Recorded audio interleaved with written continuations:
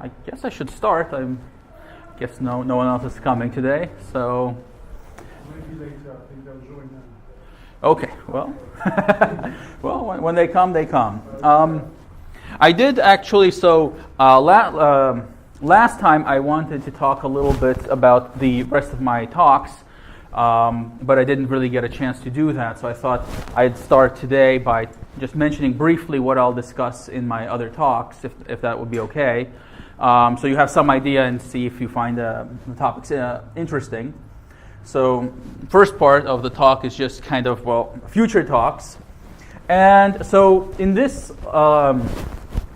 lecture today, I'll introduce tempered stable distributions. And I kind of motivated the use of tempered stable distributions in my first talk, where I tried to say that distributions that look like stable distributions in some central region, but with lighter tails, are in many ways more realistic models for returns than stable ones, even though stable distributions historically have been one of the most commonly used models.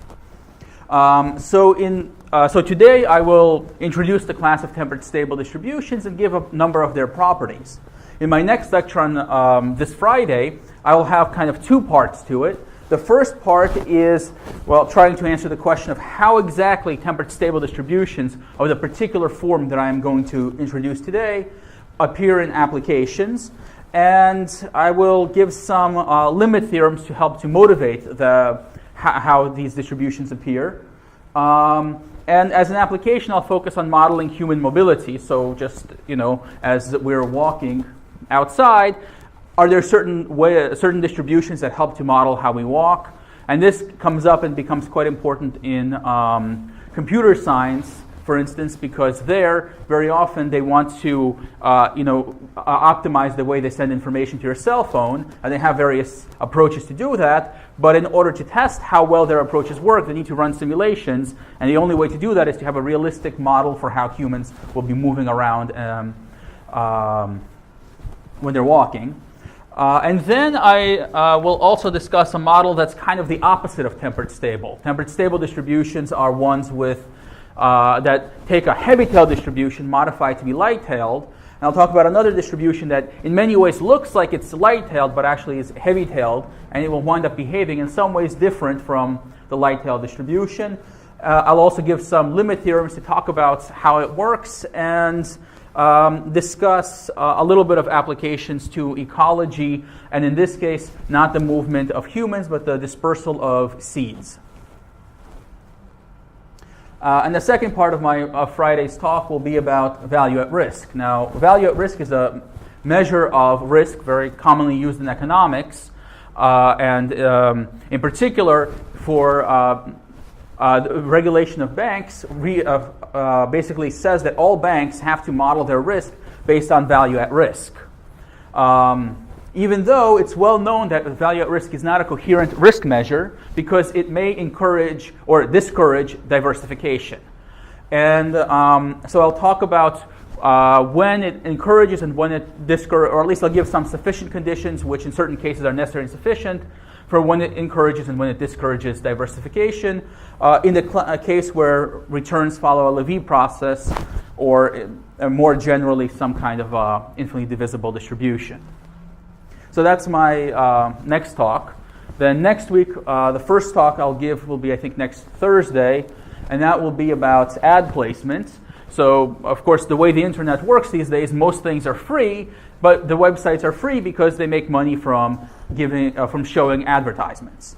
So one of the big questions is, how do you actually figure out the best way to place advertisements?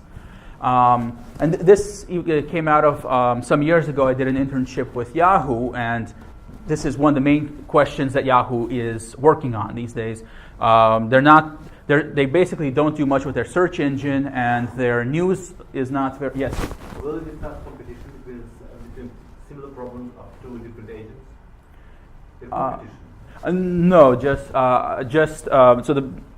not going to talk. Not a single decision maker like you have. Right. But several decision makers who make a decision where to locate their ads. No, I'll only cover one decision maker, and the idea will be, in many ways, I think it's realistic for internet ads because usually a particular, if I own a website and I decide I want to try to make some money from it through advertisements, I will only contact one particular company, such as Yahoo, to try to get them to place ads on my website.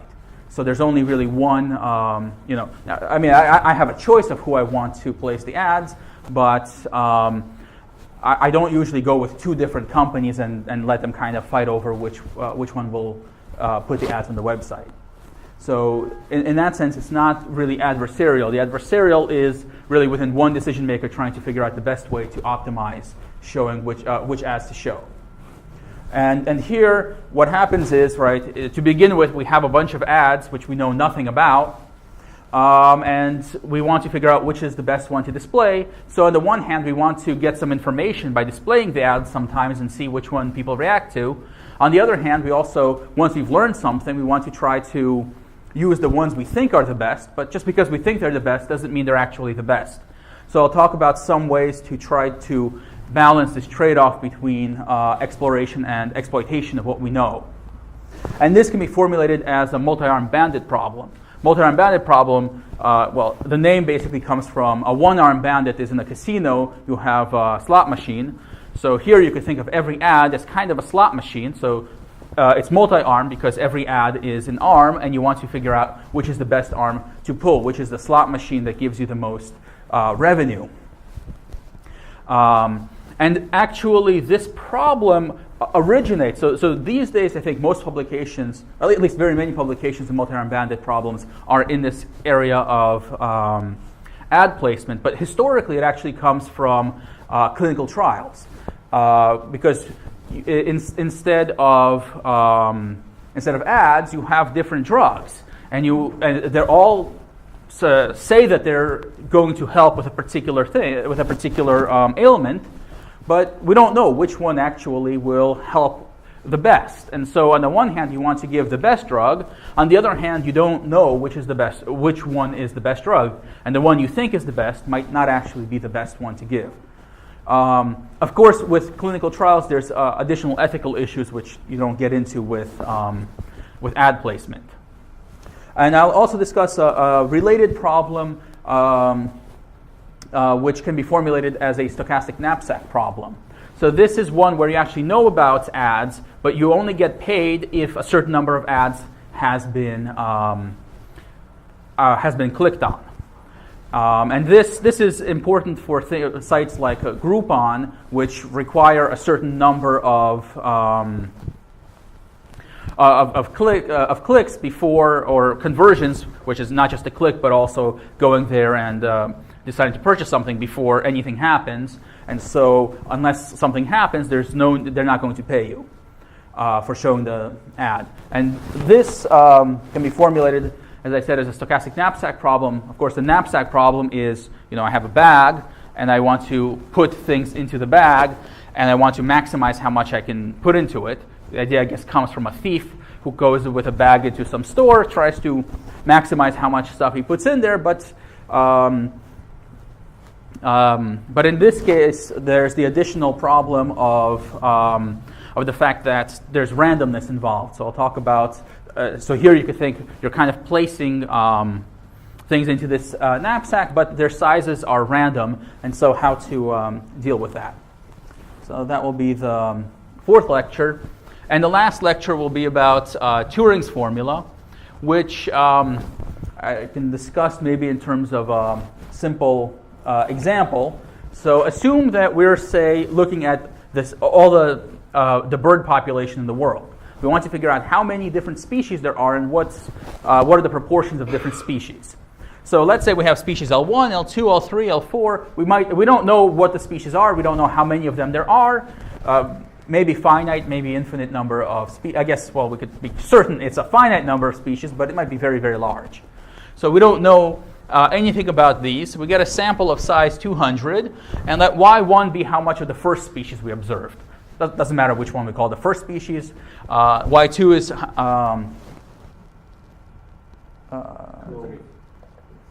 okay.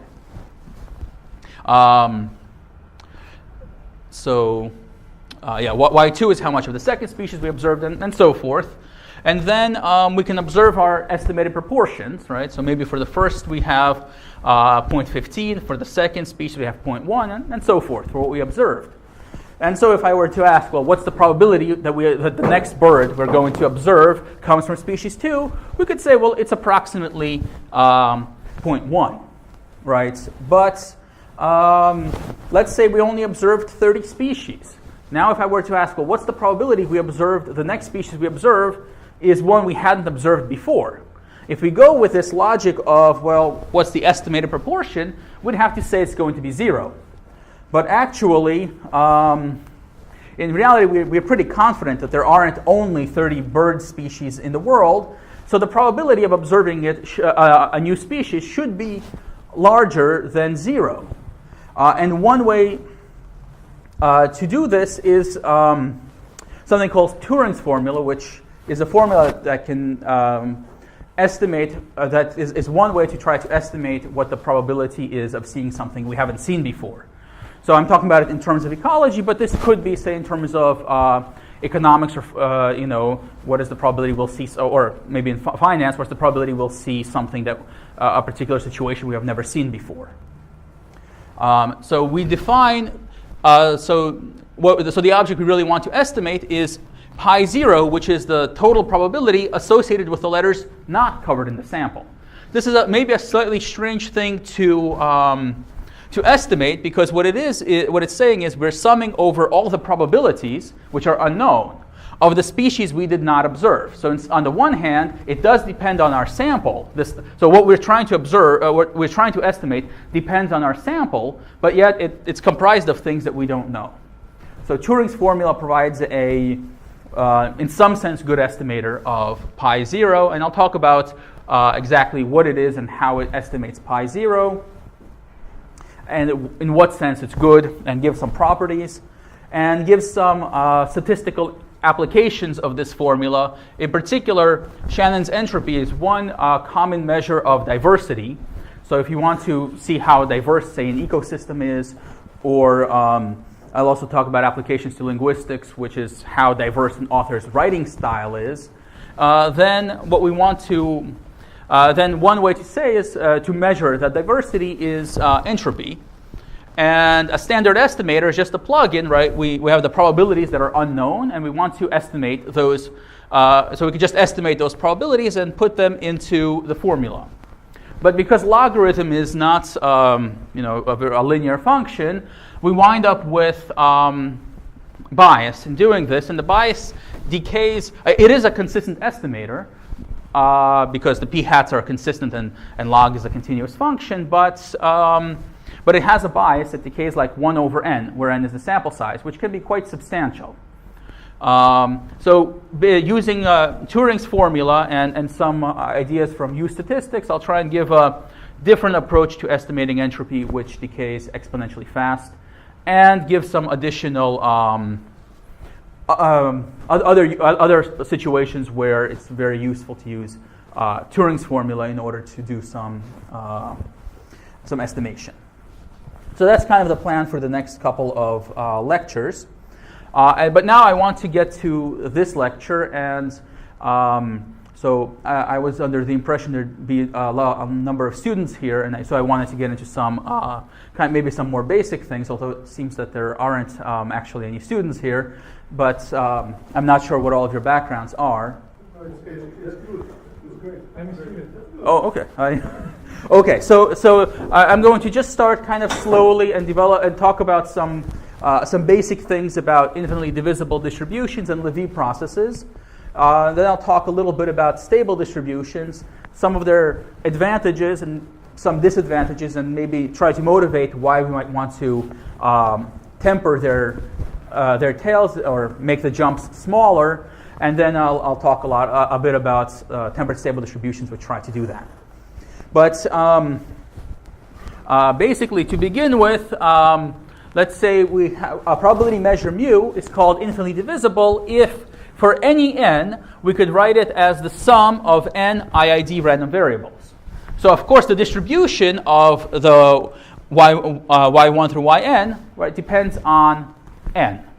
So it's not always going to be the same distribution. For different n's, we'll have different distributions, but the yi's are all IID. So it's called infinitely divisible because in some sense, right, for any n, we can divide it into n IID random variables. Now, let mu hat be the characteristic function of an infinitely divisible distribution. Then, basically, if it's infinitely divisible, if and only if when we raise mu hat z to the power 1 over n, this will also be a probability, a characteristic function of some probability distribution, because this is exactly the distribution of the yi's superscript n. So mu hat of z to the power 1 over n is also a characteristic function of some probability measure. Now, let me just give some very simple examples. And of course, perhaps the simplest example of anything is just a point mass where there's no randomness at all. So let x be a random variable which equals b with probability 1. So there's no randomness. Well, clearly, this is going to be infinitely divisible. Just take x1 through xn to be b divided by n with probability 1. And then we could certainly write x as such a sum. So a point mass is perfectly good example of, maybe not a very interesting one, but a perfectly good example of an infinitely divisible distribution. And of course, its characteristic function is very easy to calculate. It's e to the power I b z. Of course, the normal distribution is also a very simple example. We just need to consider for any n, we could take x1 through xn to be normal, so mean 0, and with its variance divided by n. And then from simple properties of the normal distribution and IID random variables with this distribution, right, we add the variances and it'll be equal in distribution to x. And of course, we know the characteristic function of a normal distribution is given as e to the minus z squared sigma squared over 2.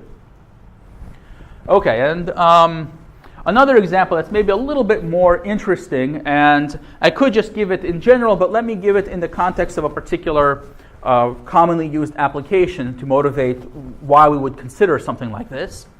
So consider an insurance company so in the next month, the number of claims that will arrive is some random variable, right? We don't know to begin with what it will be. So let's say that random variable is n. And let's assume, okay, there's a typo here. It's not x. Of course, n should be a Poisson distribution with some parameter lambda greater than 0. Now, each one of the claims, let's assume that the claims are IID random variables with some probability distribution nu. So y1, y2, and so forth are IID random variables with distribution nu corresponding to the claim. So yi is the size of the ith claim. And so at the end of the month, the amount paid out is just the sum from m equals 1 to this random number n of the yms. And we call this a compound Poisson because, well, n is Poisson, but it's compound because we're adding a lot of things together up to this random Poisson number. Of course, if the claim sizes are always 1 with probability 1, this will just be regular Poisson. So now what is the characteristic in this function in this case? Well, we can just condition on the value of n, and right. So we want to find the expected value of this e to this power, and we can write it out by conditioning on n. Now the probability n equals n is exactly the probability mass function of the Poisson, and the characteristic function raised to the power n. Well, I'm sorry, there's another typo here I did not catch earlier, that sigma hat should be a nu hat. right? Because that's what we have here, right? Is sum of Poisson mass function times the characteristic function of y1. So the characteristic function is just going to be sigma, nu hat of x to the power n. And then we just put in the Poisson distribution, and we see we basically get e to the minus lambda times the Taylor expansion of an exponential, of an exponential function. And so if we go through with that summation, we wind up with exactly e to the lambda, where lambda is the mean of the Poisson distribution, times the characteristic function of nu minus 1. And if we expand the characteristic function of nu, we wind up with this formula here, minus 1. Well, of course, nu is a probability function, a probability measure, so we can write it this way because nu just integrates to 1. And so this is the characteristic function of the compound Poisson. And we could say, well, we could combine nu with lambda and say lambda times nu is some new measure. It's no longer a probability measure, but it's some finite measure. Let's call that measure capital M. And so the characteristic function of the compound Poisson is given here. So now we've seen 3 examples of infinitely divisible distributions. And now let's see how we can combine them to build more general infinitely divisible distributions. So let x and y be 2 infinitely divisible random variables. I'm going to show that the sum of x and y is going to be also infinitely divisible, which will mean that at the very least, the sum of a compound Poisson distribution with an independent normal distribution and an independent, just with a point mass, is still going to be infinitely divisible. So I didn't write it, but I'm assuming x and y are independent. That will become important in a minute. And since they're both infinitely divisible, x can be written as this in distribution as the sum of n IID random variables. For any n, we could find such random variables. And the same thing is true for y. We could find, for any n, we could find n IID random variables y1, y2 up to yn, whose sum equals in distribution to y. And assuming the sequences of xi's and yi's are independent, and x and y are independent as well, then x plus y is equal in distribution to the sum of, the sums of xi plus yi. And this, again, we could do for every n. Therefore, since the distribution of x plus y is just a convolution of their distributions mu1, mu2, this means that the convolution of 2 infinitely divisible distributions is itself infinitely divisible. So, as I said, a simple kind of corollary to this is that that if we have a random variable whose characteristic function can be written in this form here, right? Just a normal distribution plus the characteristic function of a normal distribution times the characteristic function of a point mass times the characteristic function of a compound Poisson.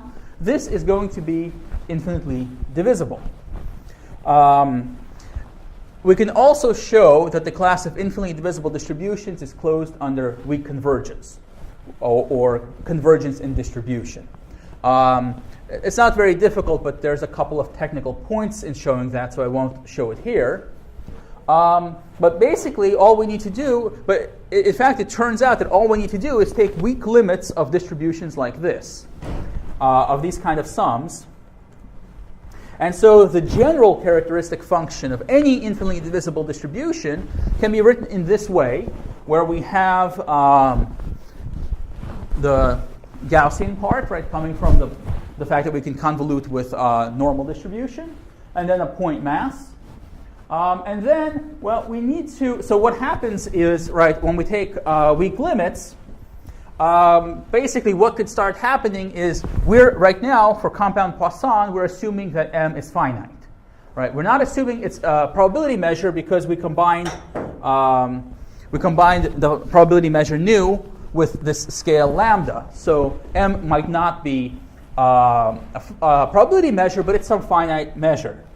But if we take sequences of this of random variables of this whose characteristic functions are of this type, basically the only thing that could start happening, right? Normal is just going to converge to a normal. Point mass will just converge to a point mass.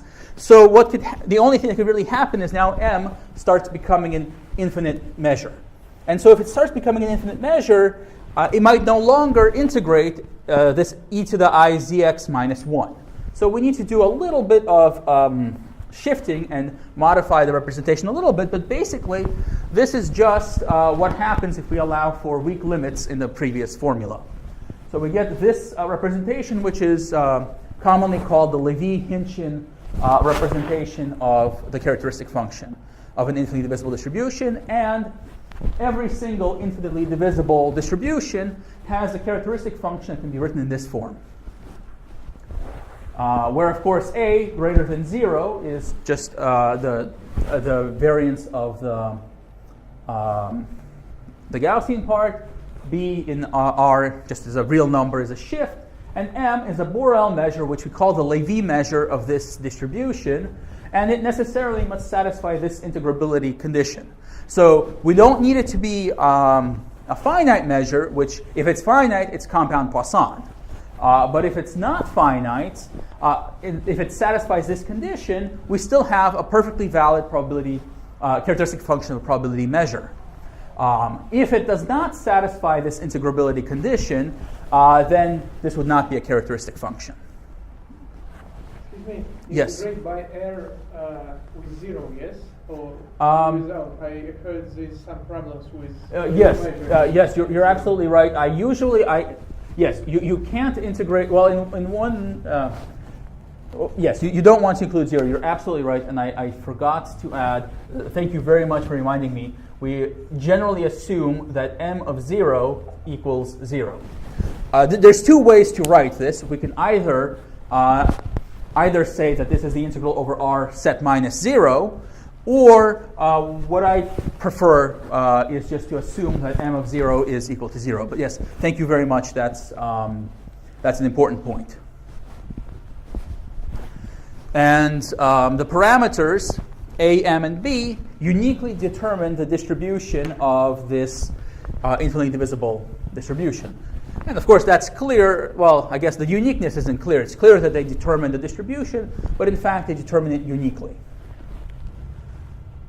And so I've been focusing on the one-dimensional case, but all of this can basically be done in d dimensions. And in d dimensions,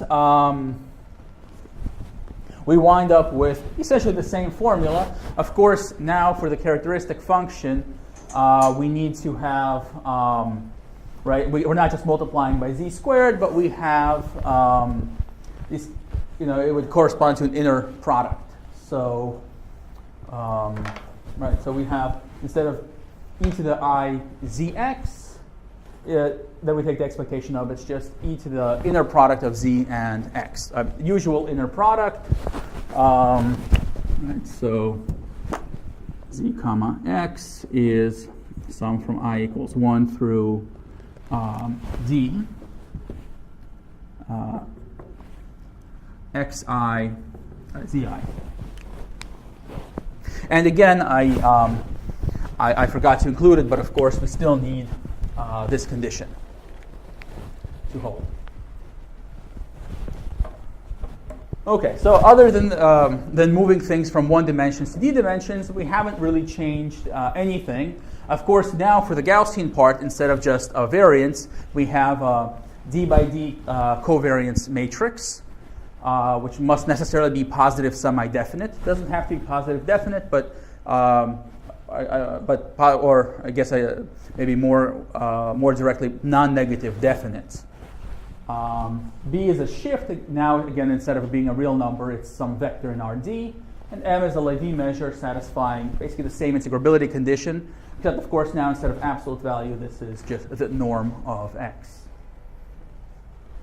And these three parameters still uniquely determine the distribution. Okay, and I think if we look at this, it's pretty clear that anything interesting relating to the tails basically is going to have to come from the Levy measure m, because we know, right, that there's no tails in the point mass. That's not going to give us anything useful about tails. And the normal distribution has very, very thin tails that are very well established, and there's not much that that can do. So anything interesting about the tails will have to come from M. And in particular, if the expected value of x, the norm of x, raised to any power gamma, is finite if and only if that corresponding moment of the Lévy measure M is finite, except we restrict ourselves to x being greater than 1, because near 0, strange things can happen, right? If you remember our integrability condition, right, what's happening here was basically it's a finite measure once we get for x is larger than 1. So the only place we need this part is when x is small, and there M might be an infinite measure, but but anything related to that would happen near 0, which is why we have this to force. Oh, I'm sorry, I forgot. This is, of course, should be that it's finite.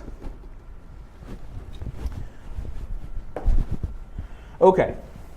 And similarly for the exponential moments, expected value of e to the gamma times x, norm of x, is finite if and only if the corresponding moment of m, again restricted to x is greater than 1, is finite.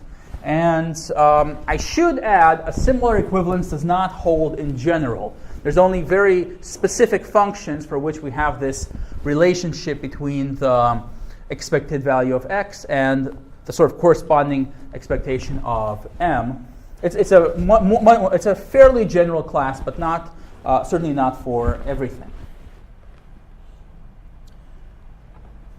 Okay, so as I mentioned,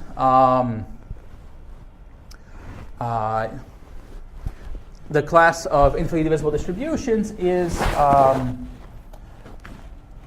closed under weak convergence, and in terms of the parameters, that closure can be expressed in this way. So we need the Lévy measures to converge vaguely, and when I say converge vaguely, what I mean is that integral over R f of x m sub n of dx should converge as n goes to infinity, it's Rd, to integral over Rd f of x m of dx for all bounded functions f of x vanishing on a neighborhood of 0 and a neighborhood of infinity. So basically compactly supported. Compactly supported bounded functions. Compactly supported in the space where we're ignoring 0, right? If we take out 0 from the space, compactly supported in that situation. Just take continuous and bounded. Yes, I'm sorry. All bounded and continuous, but so. Yeah, you need it to. So you don't really need it to vanish near infinity, but you can take it to vanish near infinity. But you have to have it vanish near 0 because otherwise, right? That's where m might become infinite, and even for a bounded function, it might no longer be integrable. And of course, the shifts just need to converge, and the covariance matrices have to converge. But the thing is that we can actually get something in the Gaussian part coming from the Lévy measure. Basically, the Lévy measure near 0 so if it gets too much mass near 0, that mass can come out as part of the new covariance matrix. So it's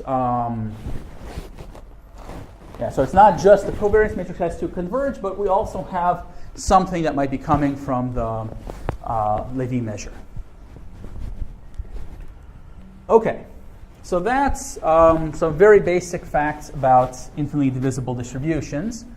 And now let me say a little bit about a particular class of stochastic processes which is very closely related with infinitely divisible distributions, which is Levy processes. So a stochastic process, x sub t, we'll assume that it starts at 0. It's called a Levy process if it has these 4 conditions. So the first condition is independent increments. So if we look at, maybe it's good to draw a picture.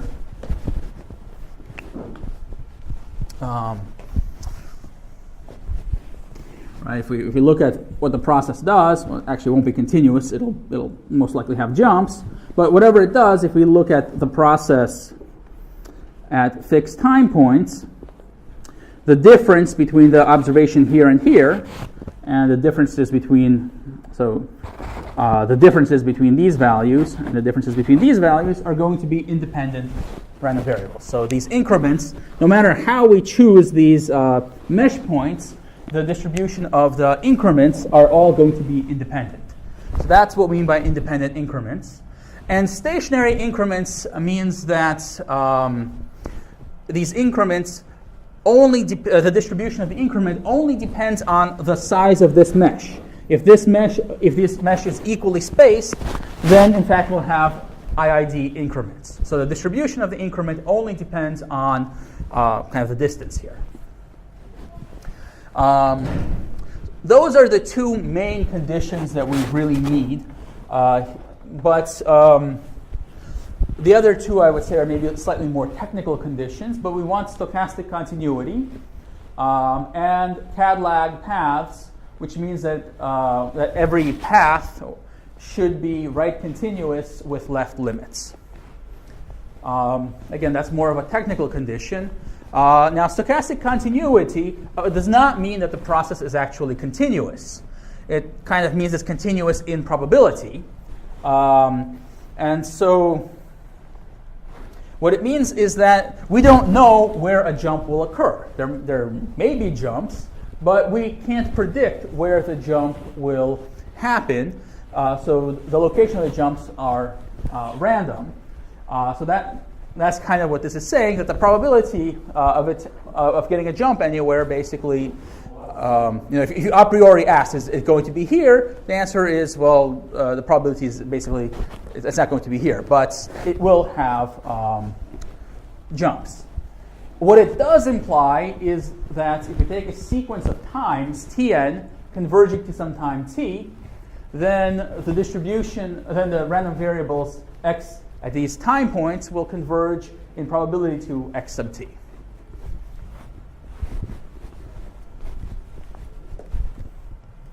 Okay, so now what is the distribution of a Levy process at a particular time? Well, if we think about it, right, we know that we could write, so let's consider x1. At time 1, the distribution of this Levy process at time 1, well, we could write it, right, as this kind of telescoping sum. Right, so for any n, we could write it as the sum of I guess we could think of it as x1 over n minus 0, minus x sub 0, but x sub 0 we're assuming is 0, plus x2 over n minus x1 over n, and so forth. So what we've written, so on the one hand, we haven't really done anything interesting, but on the other hand, we've represented x1 as a sum of increments. And we know by the independent increments property that these increments have to be independent random variables. So we've represented x1 as a sum of n independent random variables. Moreover, we have taken them to have equal increments, which means that they have to be identically distributed by the stationary increments property. So actually, we have represented x1 as the sum of n IID random variables.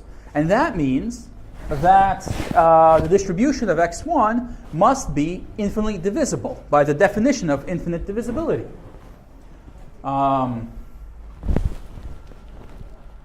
And further, we could say that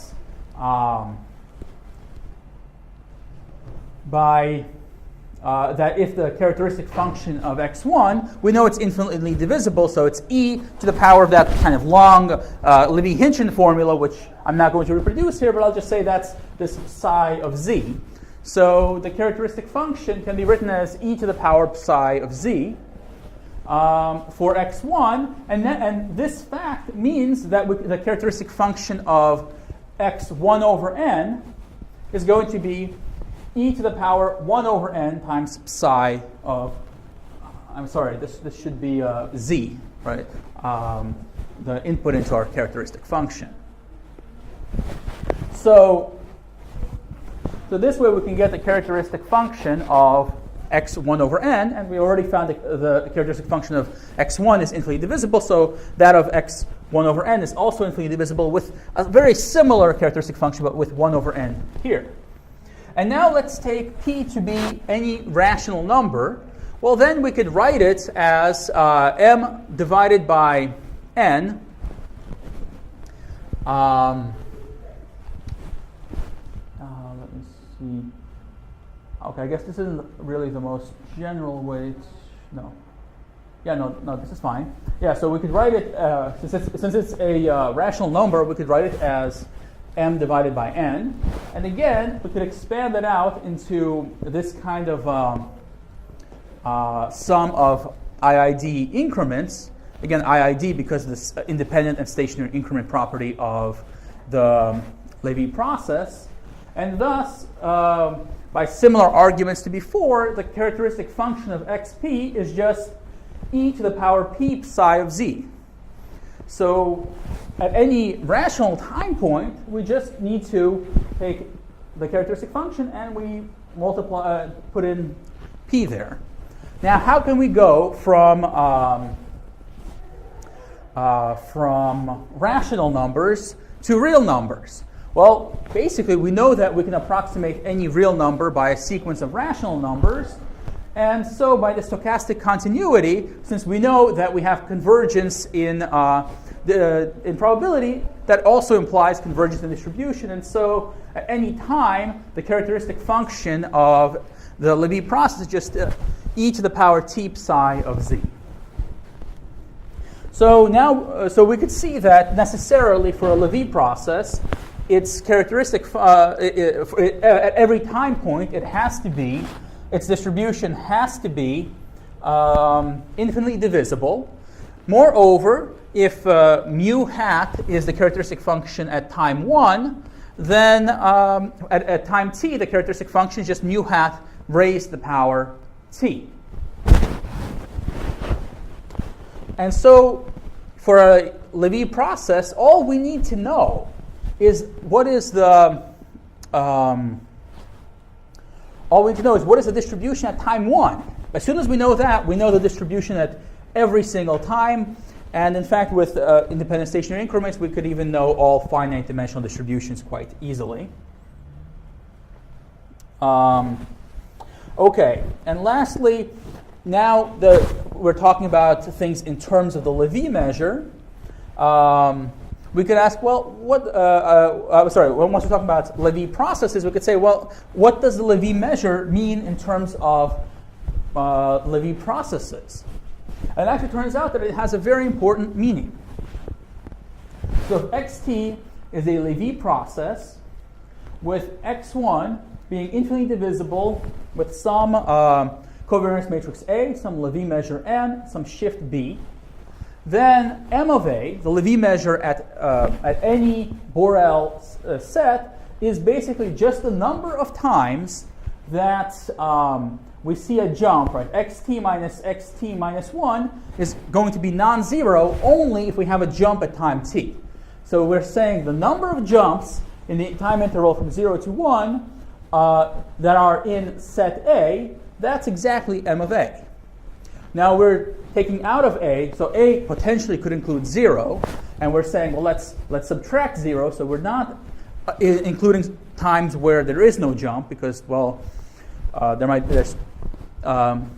don't want to include those. And so we see that the Levy measure determines exactly how many jumps and what the sizes of the jumps are going to be. Or at least how much we would expect. In particular, this means that if we do not have a Levy measure, there is no jumps. And if we have a Levy measure, there have to be jumps.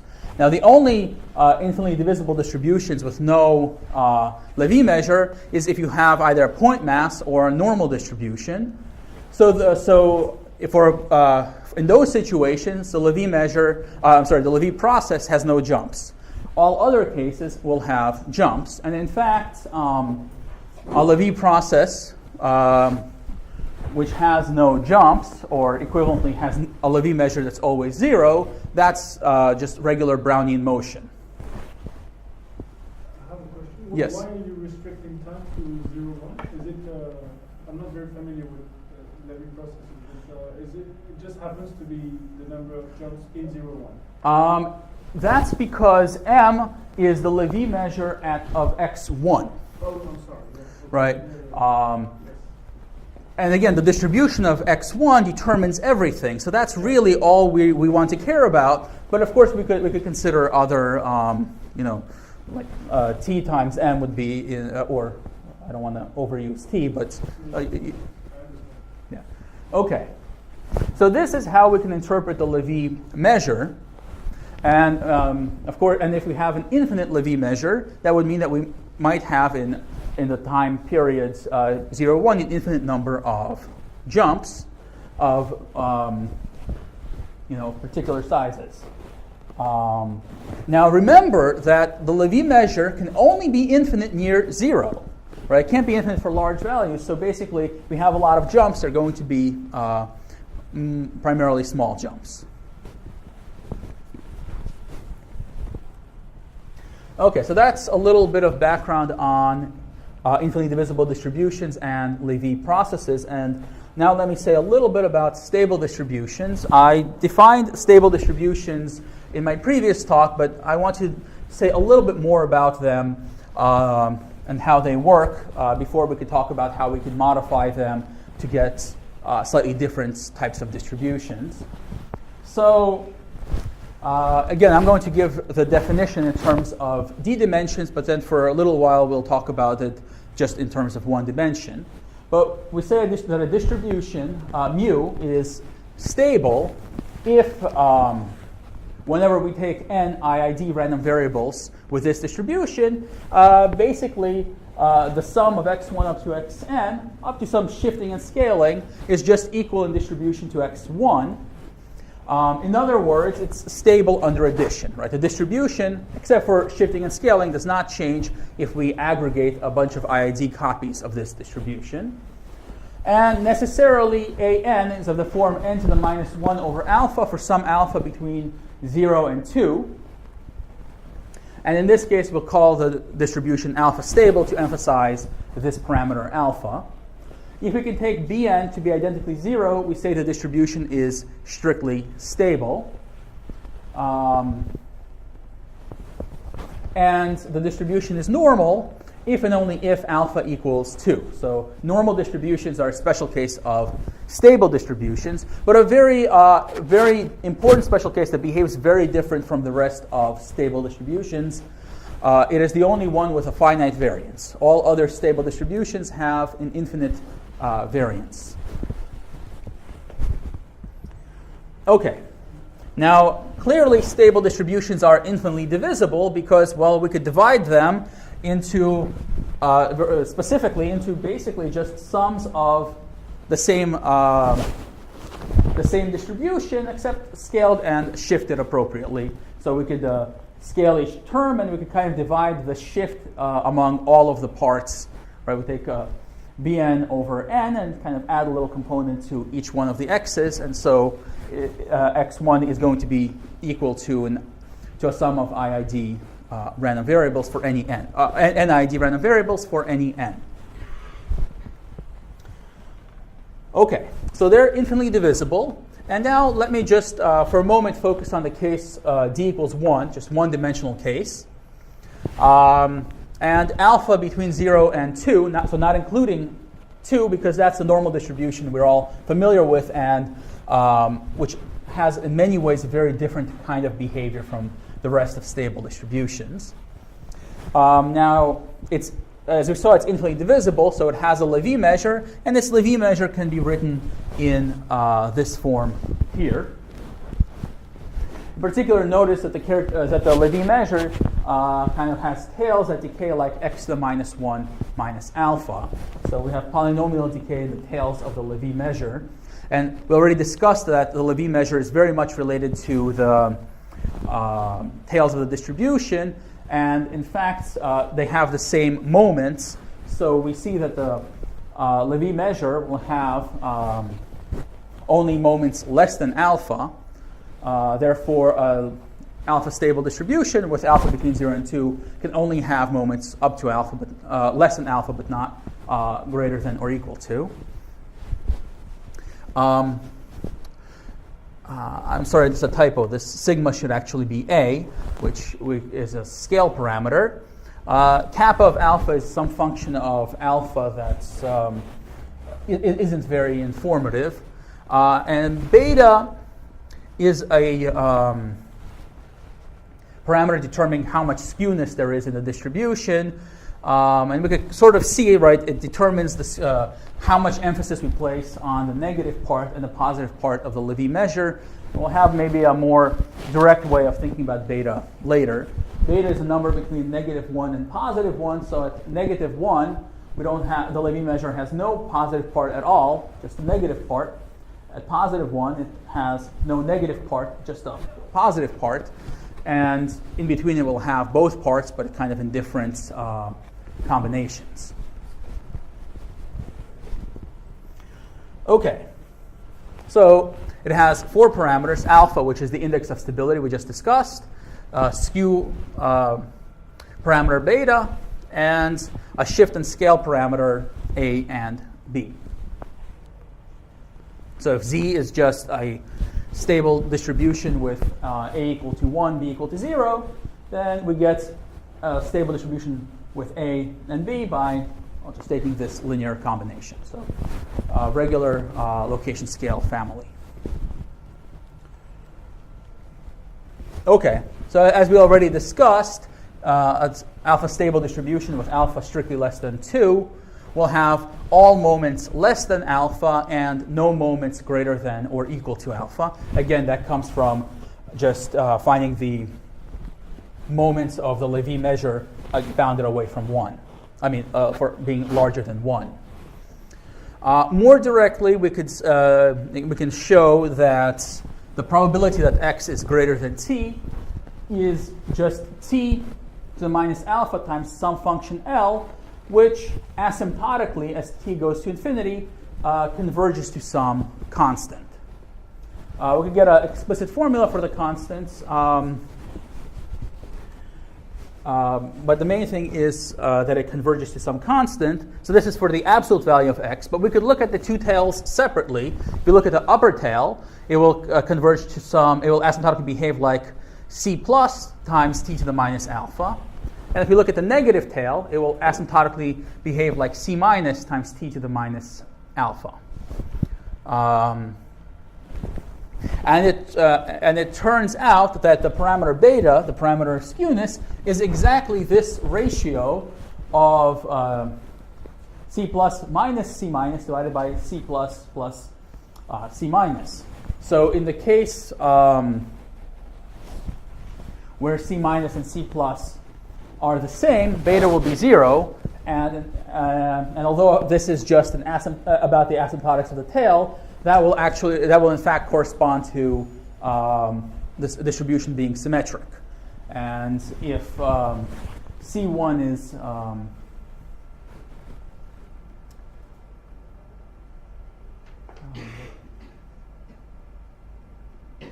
and if C minus is equal to 0, beta will be positive 1, which is basically the most skewed to the right that you can have. And if C plus equals 0, beta will be -1, which corresponds to a distribution that's as skewed left as you can have it.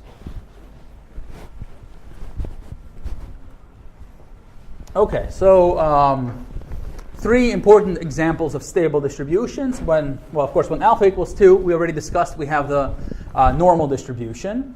When alpha equals 1 and beta is 0, so alpha equals 1 and we're in the symmetric case, then we have a Cauchy distribution, and which I'm sure everyone has seen.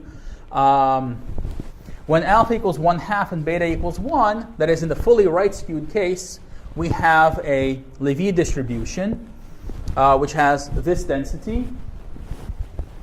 And notice in this case it's bounded, its support is bounded away from -infinity, so it has a support just from delta to infinity. We could look at the mirror image of this, taking beta to be -1. But the reason I mentioned these 3 stable distributions as examples is because these are the only cases that have a known density that can be written in a relatively simple form. In general, we cannot look at the density of a stable distribution directly. However, there are certain things that we know about the densities. For one thing, the distributions are always unimodal. And we can evaluate the densities by inverting the characteristic function. And in particular, in a paper by John Nolan in 1997, he was able to convert that inversion of the characteristic function into a fairly about as simple a version as the integration still needs to be done numerically, but it's relatively simple compared to most other representations. And I should add that, of course, all stable distributions have densities. If they're in one dimension, in d dimensions, they will also have densities so long as they're truly d-dimensional. Right? In other words, that they're not concentrated on some lower dimensional subspace. Right? We could always think of 2 dimensions, but we still only have a 1-dimensional stable in it. And of course, that cannot have a density with respect to Lebesgue measure in R2.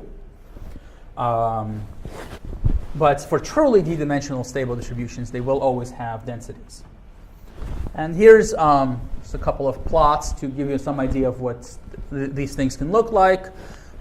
Necessarily, they have quite heavy tails. So I guess we don't have a very large area where they're shown, so you don't necessarily see that. They can be very peaky in the center. And this, so the lower alpha is usually the more peaky it is. Here alpha is 1.5, so it's nowhere near as peaky as alpha equals 2.5, but still it's much more peaky than a normal distribution. And this is something that is considered to be very good for modeling financial returns, which tend to have a very strong peak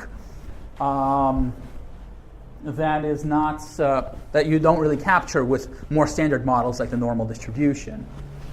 And of course, we can allow for skew, something we cannot do with just a normal distribution. Okay. And of course, we can evaluate the characteristic function, starting with the Lévy-Hintgen representation and doing some kind of integration tricks. We can turn the characteristic function into this form. This does not include the case alpha equal to 1 because that case is a little bit different, right? Because we wouldn't be able to get this tangent here to work out, so we need to consider it in some limiting sense. And I'm not going to write the formula here.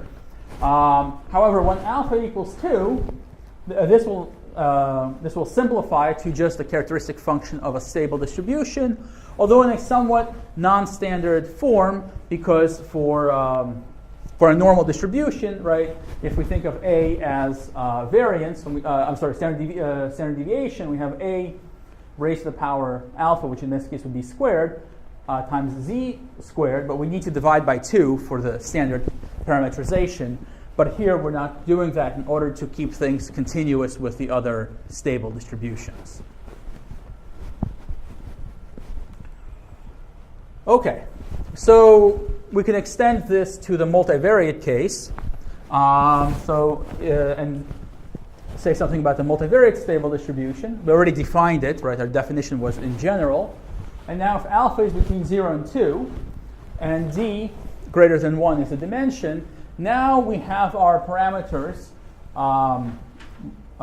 We still have kind of 4 parameters, but actually, so b is the shift, a is the scaling, alpha is the index of stability. But now instead of a skew parameter, we have this sigma, which has to capture what happens in all possible directions, right? When d equals 1, we only have 2 dimensions, 2 directions, the positive side and the negative side.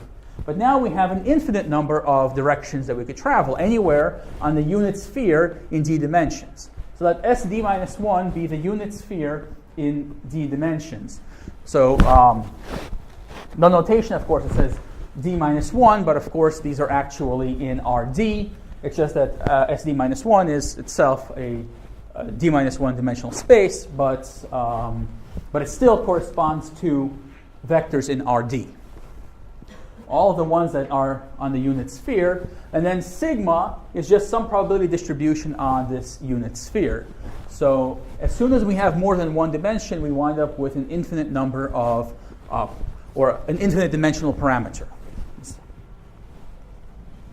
Now the way we can interpret this measure sigma, which is usually called a spectral measure, is if we consider some subset of, it should be measurable subset of SD minus 1, then the probability that we're going in that direction, right? X over norm of x is just the direction of our random vector x.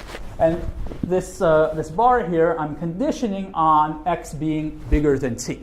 So if we consider the probability that we are going in a particular direction or in a particular set that gives us some directions, the probability of going in any direction in A, if we have a very large observation, as the size of the observation goes to infinity, that exactly converges to sigma of A. So we could think of the spectral measure as telling us how likely we are to have a large outlier in a particular collection of directions.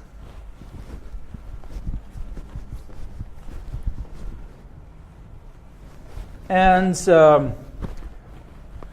in the multivariate case, our Levy measure is similar to the Levy. I apologize. There should be right. I have a dr and a du, and there should be a second integral. So this is integral s d minus 1, and there should be an integral from 0 to infinity. So right here. So this corresponds to the Levy measure of the multivariate stable distribution given essentially in polar coordinates, right?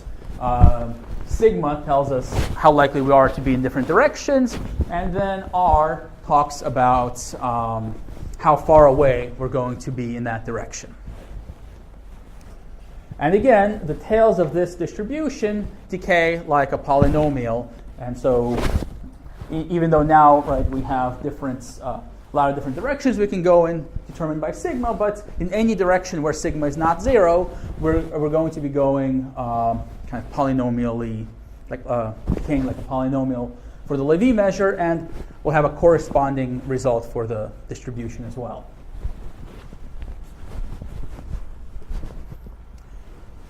Okay, and we can get the characteristic function for the stable distribution. It's very similar to the one that we had for the one dimension, but now we're integrating it in all the possible directions. Now, the reason that stable distributions, kind of the thing that justifies the use of stable distributions in applications, is basically the generalized central limit theorem.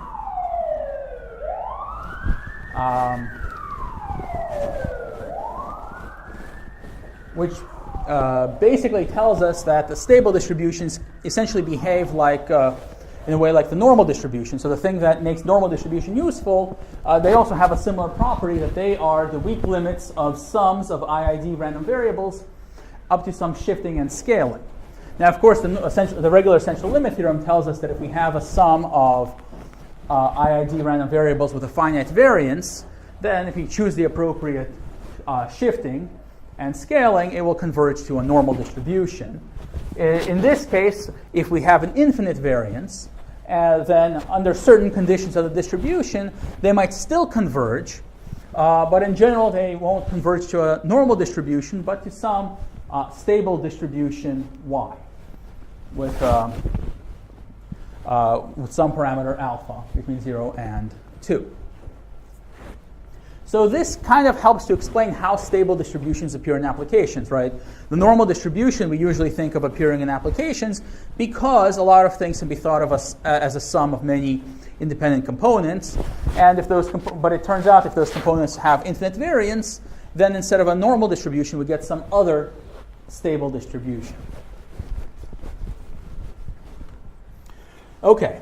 And as I discussed a little bit last time, this suggests that stable distributions might be good models for financial returns because if we look at a financial return, so first, how to define a financial return? We assume we observe the prices of some financial asset at some fixed times, and the log return is just the difference in the log prices between those times. Now, what happens with this formula is, so let's say maybe these are returns based on 1 hour. So we observe our financial assets price at every single hour. But let's say we wanted to see what happened if we just observed every other hour. So once every 2 hours. Basically, what we need to do is the log return for the 2 hours is just the sum of the 2 log returns of the 2 hours within that time period. Or if you want to go over a whole day, it would be the sum over all the 1 hour returns within that day. So we could sort of think, well, log returns are basically sums of random variables. Now, of course, we can't, no one would assume that log returns are actually IID, but nevertheless, it gives us some idea that maybe log returns should be well modeled by some stable distribution, at least at certain aggregation levels. And if we look at this, so this was actually fit to, I think, the conversion rate between the US dollar and the German mark. It comes from a paper by Nolan in 1999. He was looking at this, and try to fit a stable distribution. And in many ways, it seems to do a pretty good job fitting. So if you look at the top plot, of course, the dashed line that we see there is the estimated normal distribution, which is not doing a very good job at all. But the stable distribution is capturing much of what's happening, maybe except a little bit in the peak, in the very peak, but the rest of it looks like it's doing a pretty good job capturing it. Here's the probability plot, which also looks okay, although we do see some deviation in the tails. And for the QQ plot, here we really see that although it does seem to be doing a good job in the middle, as we see from the previous pictures, in the tails it's really not capturing things very well. And Nolan gives us these pretty wide confidence intervals. So if this were consistent with a stable assumption, these tail parts should be maybe coming out here, but within this confidence band. And the fact that they're not suggests that the tails are not really being captured here. The tails are probably lighter. So, and in general, a lot of empirical evidence suggests that the tails of returns are actually lighter than that of stable distribution. And intuitively, we could think that there's all kinds of regulations aimed at limiting the fluctuations of returns. In lecture 1, we discussed how these kind of distributions that look like a stable, but with lighter tails, may come up in applications. And here I'd like to talk about a large class of models that do exactly this, which is the class of tempered stable distributions. So next part of the talk will be tempered stable distributions, and I guess this is, I don't know if maybe this is a good time to take a break. Okay, so should we get started? Okay, so in the previous part, we discussed a little bit about what is a stable distribution, and we talked about some, at least, heuristic reasons why they should be good models for financial returns. But we saw that they don't really seem to fit returns quite well, and that their tails seem to be a little bit too heavy. And again, an explanation of why we might have distributions that look like a stable but with lighter tails, we discussed in the previous lecture. So now let me introduce a class of models called tempered stable distributions, which try to capture this kind of behavior. And I will start with a very simple model of this type, which is called a smoothly truncated Lévy flight. For symmetric smoothly truncated Lévy flights, I briefly mentioned them in the previous lecture, but let's discuss exactly how they arise and exactly how they modify how they modify the tails of stable distributions. So let's let G sub c be the density of some fully right-skewed alpha-stable distribution. Fully right-skewed means that the skewness parameter beta equals 1, and equivalently that the Lévy measure is some constant c times x to the minus 1 minus alpha for x greater than 0 dx. We're not at all considering the case, we're assuming that for x less than 0, that there we just have a 0. So we only have the positive part of the Lévy measure. Now, so this constant c, that's kind of when I write G sub c, I'm taking into account that there is some constant c here. And of course, alpha is the other constant that we have to worry about. And now let's modify this stable distribution. Because it's fully right skewed, if we multiply it by e to the minus x over L, this will still be something that is integrable. So the integral over R of e to the minus x over L, G sub c of x dx, is going to be finite. Now, of course, it's easy to see that when x is greater than 0, this has to be finite. But the thing to note is, of course, the integral is over all of R. This includes when x is negative, which would be exactly when this thing is positive. Right? So we have e to a positive power, which could be really large, right? Because x is going from negative infinity to 0. So x could be arbitrarily large. But still, G sub c, being the density of a stable distribution that's fully right skewed, is such that we know that it has an infinite variance.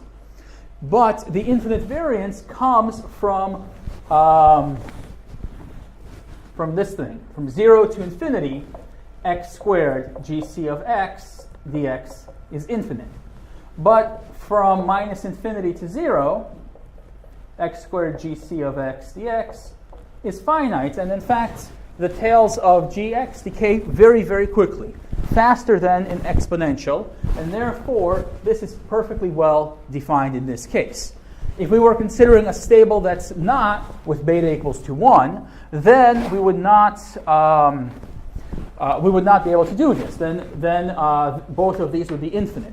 But because we're fully right skewed, that means that the left tail is really, really slow, and it decays faster than exponential. In fact, if alpha is less than 0, there is no left tail at all. Eventually, the support is bounded on the left side. If alpha is greater than or equal to 1, there will always be a negative tail, but that negative tail decays very, very quickly, and so this is going to be finite. And if this is finite, we just need some normalizing constant k to get a perfectly valid probability density f sub L comma c, right, where L is this parameter that we introduced. Now let's think about what this is going to do. When L is really, really large, and x is large but not too large compared to L, or actually x is anything but significantly smaller than L. For x significantly smaller than L, e to the minus x over L is going to be approximately 1, because we're taking L to be something really large. So e to the minus x over L is going to be very close to 1. And therefore, the density will be essentially g sub c of x for a large variety of x's. However, for really large x, ones that are bigger than L, e to the minus x over L, this will start to contribute something to the tail, and ultimately we'll have exponential decay of the tail of this distribution. Right? So g sub c of x, its right tail, decays like a polynomial, but after we multiply by e to the minus x over L, it will decay exponentially fast, even though in some potentially very large central region, right, for x smaller than L, it's going to be very similar to the original stable distribution. So this is so this is getting to this idea of a distribution that looks like a stable in a large central region, but with tails that decay ultimately much faster, in this case exponentially fast. Of course, this is maybe not a very nice distribution to use because, again, of the way it deals with the left tail. But we could consider, well, let's take two independent random variables, x plus and x minus, from two such distributions, possibly with different L's and C's, possibly with the same ones, but from some such distributions. And let's consider the random variable x, which is the difference between x plus and x minus. Now we have a distribution that has this kind of behavior both on its right tail and its left tail. And this distribution we call a smoothly truncated Lévy flight. And the reason it's called smoothly truncated is because it's modifying the tails in a smooth way. Historically, in I think 1994, there was a paper that suggested let's just completely truncate the tails of a stable altogether and just have a bounded support. But that has some limitations. If you think of risk estimation, then you're basically saying after some point there is no risk. Certain analytic issues arise. It's no longer going to be infinitely divisible. So the whole theory of infinitely divisible distributions and Lévy processes, which is very nice to use, is not going to be available for this truncated distribution. Maybe I should add the reason we know that if we truncate the tails, it's not going to be infinitely divisible is because infinitely divisible distributions can't have a bounded support. It can be bounded from one side or the other, but it can't be bounded from both sides. So there were some issues with that, kind of hard truncation. So this was introduced as kind of a smoother way of modifying the tails of the stable distribution to make them lighter.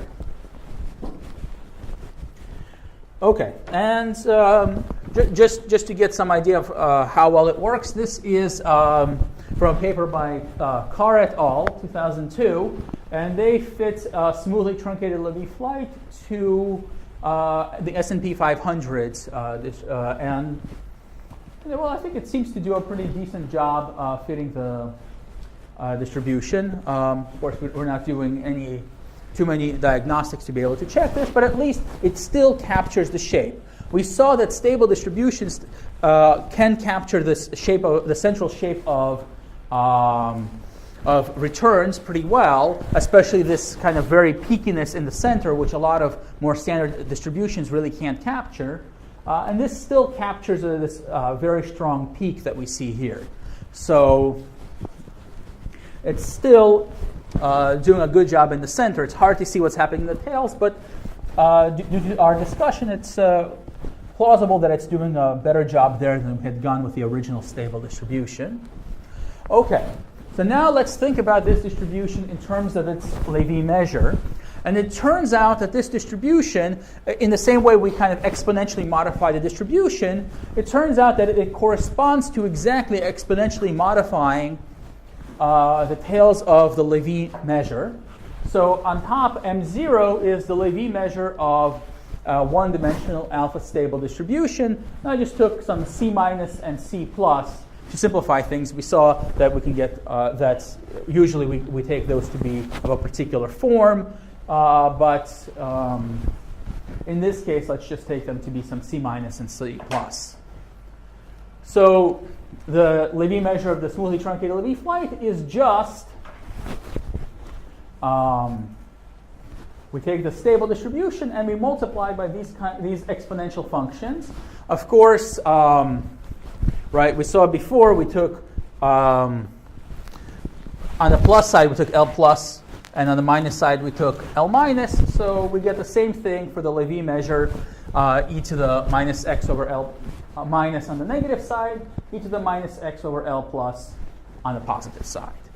And the same idea applies to thinking about what this does to the Lévy measure. The Lévy measure is going to be very, very similar. So if L is very large, if both L plus and L minus are very large, then this Lévy measure will be very similar to that of the stable distribution for a wide range of values of x in the middle, but for very large values of x, we will start feeling this exponential decay. And of course, remember that we have that the moments of the distribution correspond to the moments of the Lévy measure, and here we will have all moments finite. Whereas for the stable distribution, we had only moments up to alpha finite. And in particular, we didn't even have a second moment. So this Lévy measure is very similar to that of the alpha stable, but with lighter tails. And the distribution, similarly, similar to that of the stable distribution, but with lighter tails. So this is a nice model. And this model is often used for applications. Because in some ways it's one of the simplest tempered stable distributions, but it does have some limitations. First of all, exponential tails are not very flexible. They may be too light or too heavy for various situations. There's some evidence that returns might have regularly varying tails, although as I discussed in my previous lecture, I'm not so sure that it's exactly regularly varying, but at any rate, this kind of behavior is not allowed by smoothly truncated Lévy flights.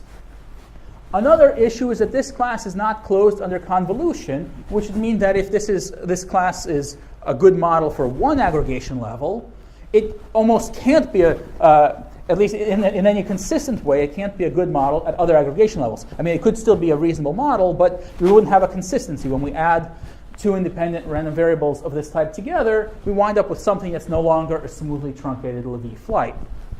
So how can we try to deal with these limitations? Well, first, let's at least see what happens if we try to close this under taking convolutions. So let's let x1, x2, and so forth up to xn be independent random variables such that xi is a smoothly truncated Lévy flight with c plus I, c minus I, L plus I, and L minus I, right, are parameters for the distribution. And let's see what happens if we just add them up. Right? What's the distribution of the sum? Well, the distribution of the sum will have a Lévy measure that corresponds to the sums of the Lévy measures of each of these types. Right? If we think back to the Lévy-Hintgen representation, we know that if we multiply the characteristic functions together, we'd have to add together the exponents, and that would basically just correspond to adding the Lévy measures together. So if we add the Lévy measures together, the Lévy measure of the sum will correspond to exactly this, right? X to the minus 1 minus alpha is the same everywhere, so that's not going to change. Now we just have these sums of c minus I e to the minus x over L minus I, and a similar term for the positive part. And we can simplify this sum, right? This sum is nothing more than some kind of a Laplace transform of finite measures, right? If we take our finite measures q minus and q plus in this way, right, where delta is just the point mass at these values, right? Then these sums are nothing more than these Laplace transforms with these masses. And so we could say, well, okay, so if we take Laplace transforms of measures that are concentrated on a finite number of points, then we'll close this class under taking convolution. And then we could say, well, maybe we can then sort of think of, well, why just measures that have a concentrated on a finite number of points? We could consider more general measures.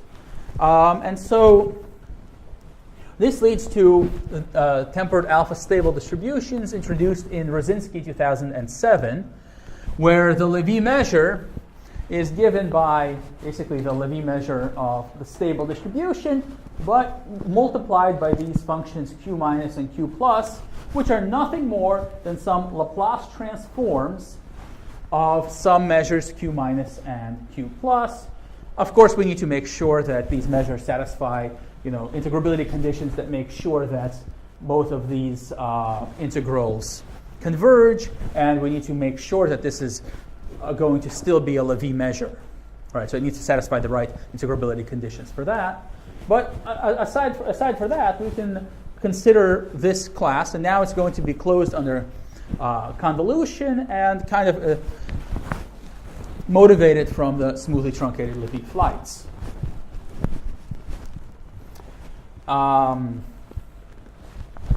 we can do the same thing in d dimensions.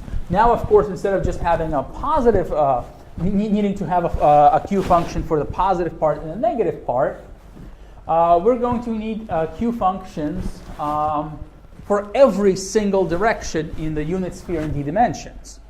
Right? So we have our. So if we think about this. If we didn't have this function q here, but instead we just had some constant, then we would have exactly the Lévy measure of a stable distribution. But now we're modifying that Lévy measure by multiplying by some Laplace transform, and the Laplace transform is with respect to a different measure, potentially a different measure in every single direction. Right? So we have some measurable family of Borel measures. It needs to be measurable for q to be measurable in both r and u.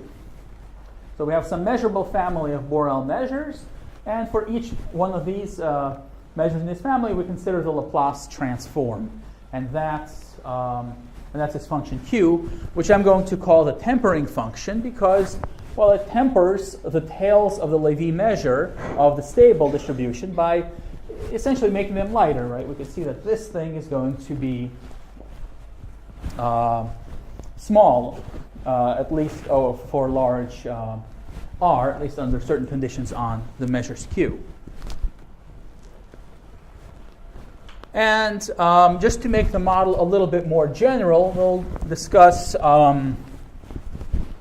we'll modify this, we'll add just one more parameter, p.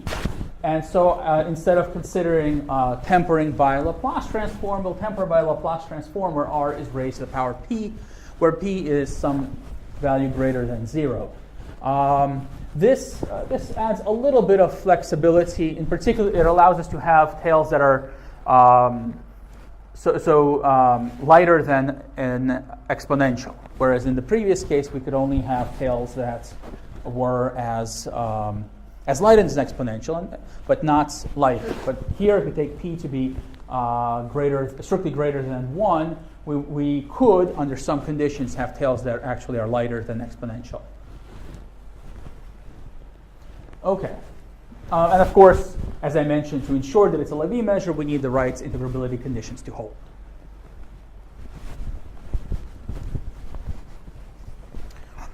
So, just to compare the Lévy measure of d-dimensional stable and the tempered stable, we see again that the Levy measure of the stable is exactly the same except for this tempering function. I mean, I guess technically we have that constant, kappa of alpha times a to the power alpha, but that constant we could easily incorporate into the tempering function, right? There's just some constant multiplying these measures q. So that's not really changing anything. So the only difference is we've introduced this function here. Oh, yeah. Thank you for pointing it out. Yeah, of course, yes, that should be a double integral with the second one from 0 to infinity. Thank you.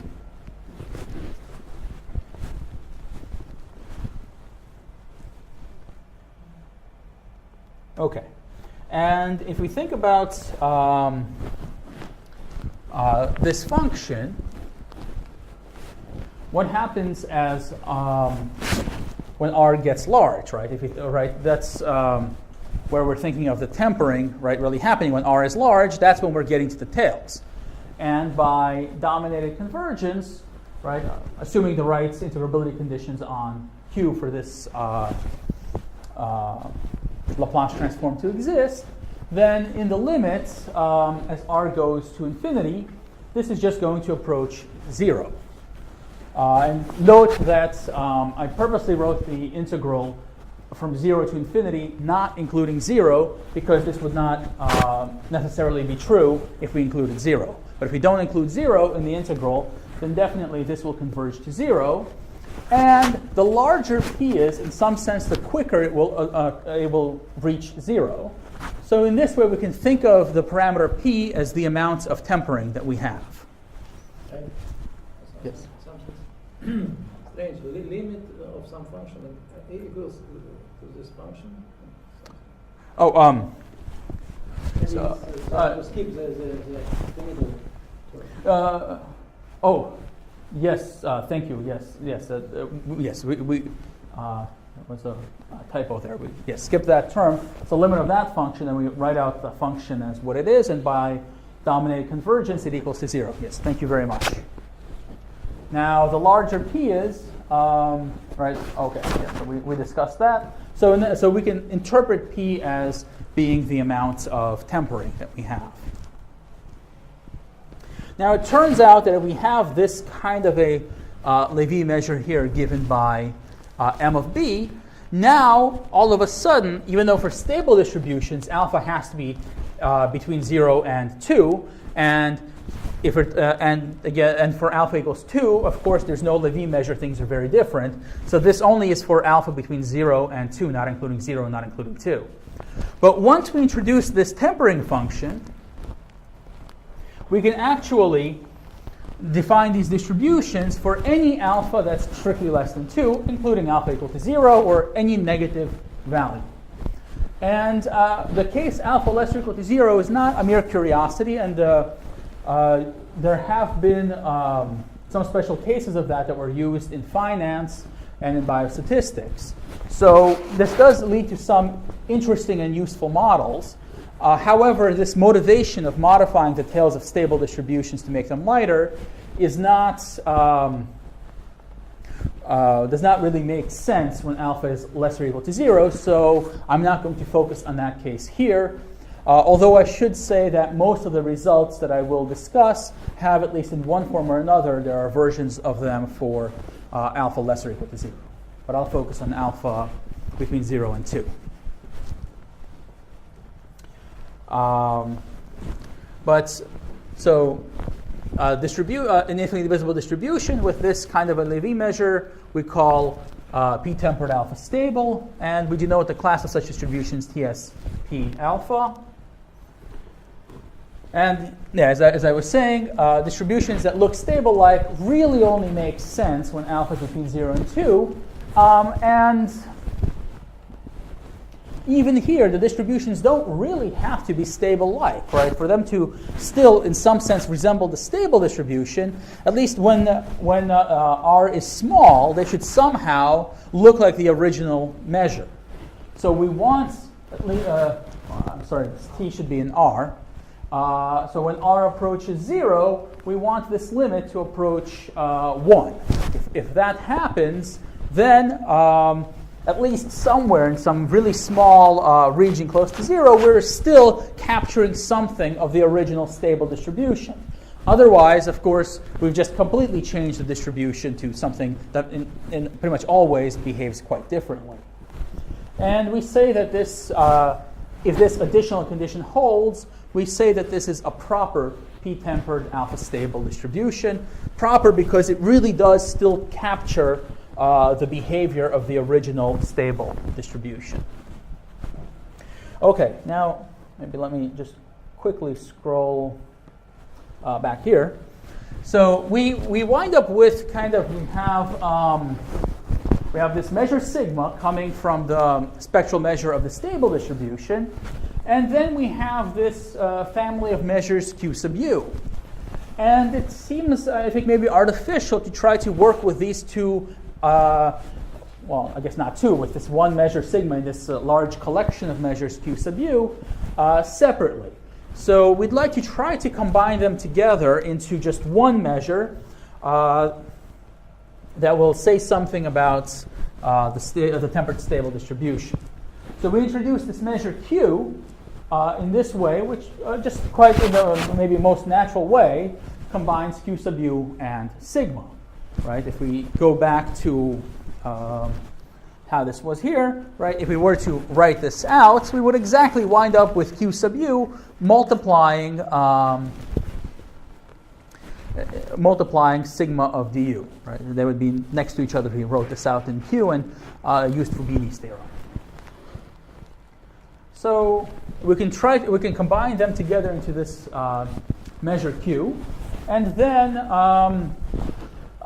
it turns out to be more convenient to kind of invert the measure Q somewhat and define this a different measure R in this way. And R is called the Rosinski measure, and the Rosinski measure will, in many ways, determine a lot of properties of the tempered stable distribution. There's a one-to-one relationship between R and Q, and we can always get Q back by kind of inverting in a slightly different way R back to get Q. And now, with some applications of change of variables, we can easily rewrite the Lévy measure of a tempered stable distribution in this form, now written in terms of not those two measures, sigma and that collection measure of measures Q sub u, but written in terms of just this one Rosinski measure R.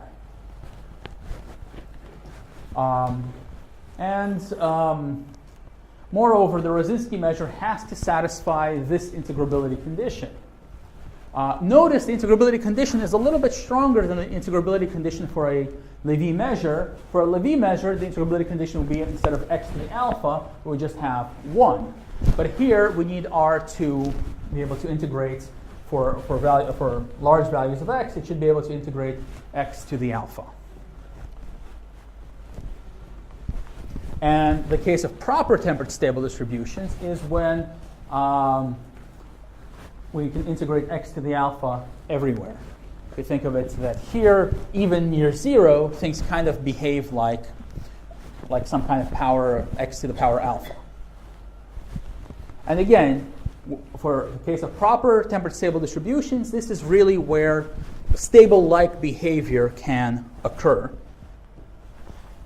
So, simple proposition that basically also follows from the fact that we just need to add two Lévy measures together to get the Lévy measure of the sum of two infinitely divisible random variables. If we add together two independent tempered stable distributions with their two Rosinski measures and two shifts, then we wind up with a p-tempered alpha stable distribution, with the Rosinski measure being the sum of the two Rosinski measures and the shifts being the sum. And if we want to add an additional vector, that would just be further in the shift that we have here. So this shows that now we do have a class that's closed under taking convolutions, which, remember, was part of the motivation of trying to get away from just smoothly truncated Lévy flights. This result tells us that actually stable distributions with beta less than alpha, with beta bigger than alpha, between alpha and 2, those are actually tempered stable distributions, and this Lévy measure is the Lévy measure of such a stable distribution. This is the Rosinski measure of such a stable distribution. So this kind of shows us that if we do not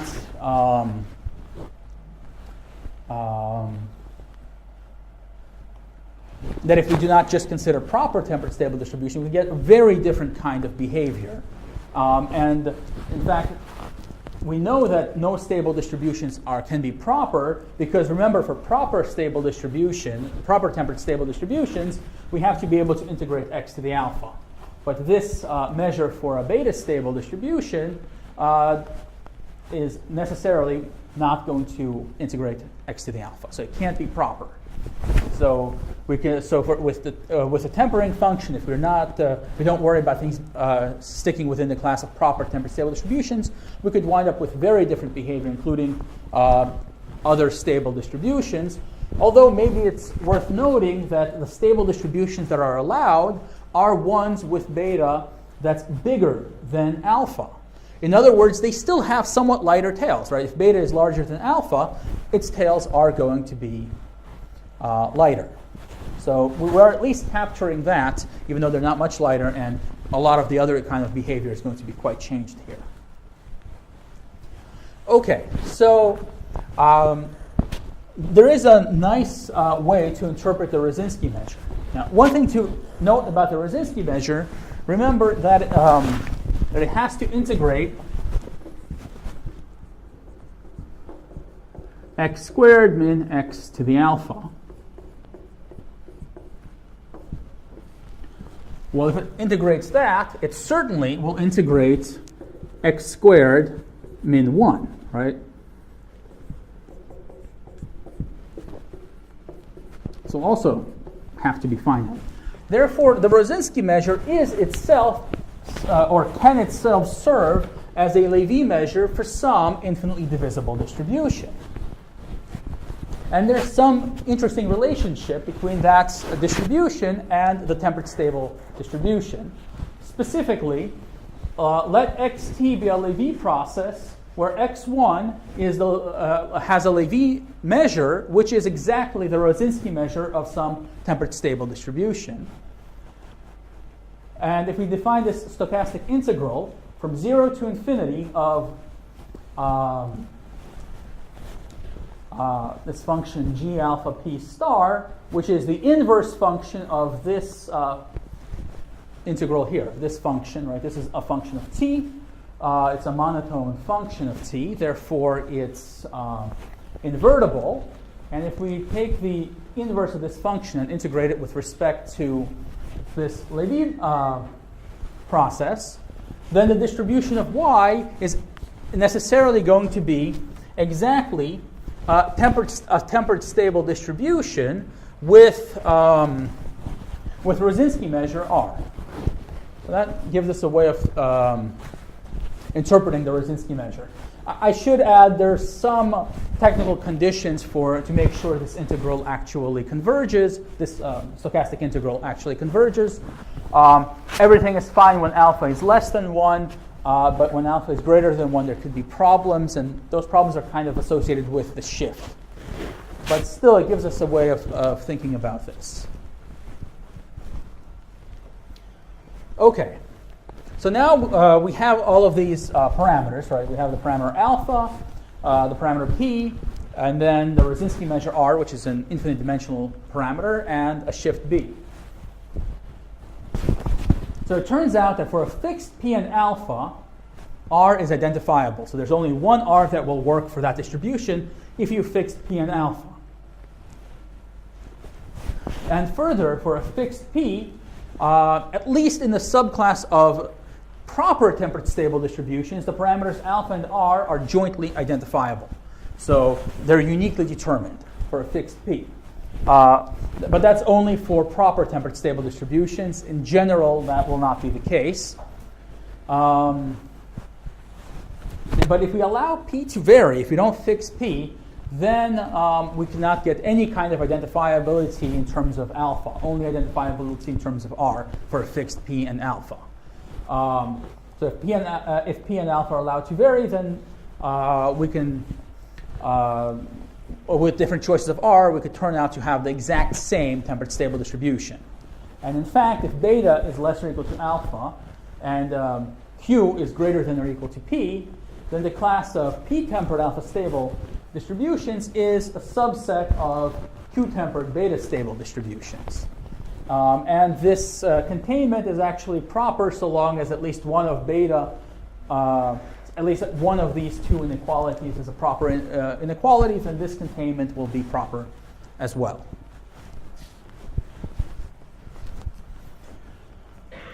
Okay, so we've talked quite a bit about the fact that we're trying to modify the tails of stable distributions to make them lighter. So we'd like to see, well, how well are we really doing? Are we actually succeeding in making the tails lighter? And one simple way of talking about the tails is to look at, well, which moments are finite? And we know that all moments of an alpha stable distribution that are strictly less than alpha are going to be finite. So if we're going to have lighter tails, we should at least have that be true for tempered alpha stable distributions as well. And in fact, that is true. Expected value of x to the q is finite so long as q is less than alpha. And that will always be the case for p-tempered alpha stable distributions. However, we can get tails. We can get finite moments that are larger than or equal to alpha, so long as we have proper conditions, integrability conditions on R, where x is larger than 1. And if we think about this, this is very similar to the conditions that we saw just for general infinitely divisible distributions, right? For any infinitely divisible distributions, its moments were determined by the moments of the Lévy measure when x is larger than 1. So something very similar happens here in terms of R. And all of these conditions we can prove basically by looking at the Lévy measure and trying to bound it in various ways to get conditions in terms of R. So these are the conditions for the moments. And further, we can even get exponential moments. Right? So e to the power, expected value of e to the theta x to the power p is going to be finite so long as R is, it doesn't, in some sense, doesn't have any tails. Eventually it's just 0. If it's 0 for all x larger than theta to the minus 1 over p, then expected value of e to the theta x to the p is going to be finite when p is between 0 and 1. But when p is greater than 1, it can actually have expected value of e to the theta x be finite for all theta. So when p is between 0 and 1, we can only get that the tails are exponential, but not, right? So there's some theta for which the expected value of e to the theta x to the p, for which it's finite, but for others it has, but there has to be some for which it's infinite. But if we allow p to be strictly greater than 1, then so long as R is eventually 0, we have e to the expected value of e to the theta x is finite for all theta. So the moment generating function exists for all theta, and this actually is useful for certain tools in option pricing where having the moment generating function defined everywhere allows you to use the tools. So being able to have this property can be useful, and that is part of the motivation of introducing this parameter p, because when it's bigger than 1, we can get lighter tails. But the tails can't be too light, and the expected value of e to the theta x log x is going to be infinite for every theta. Of course, unless r equals 0. And, well, we can get some other more delicate moment conditions. Another way of talking about the tails of a distribution is to ask, well, under what conditions are the tails of the distribution regularly varying?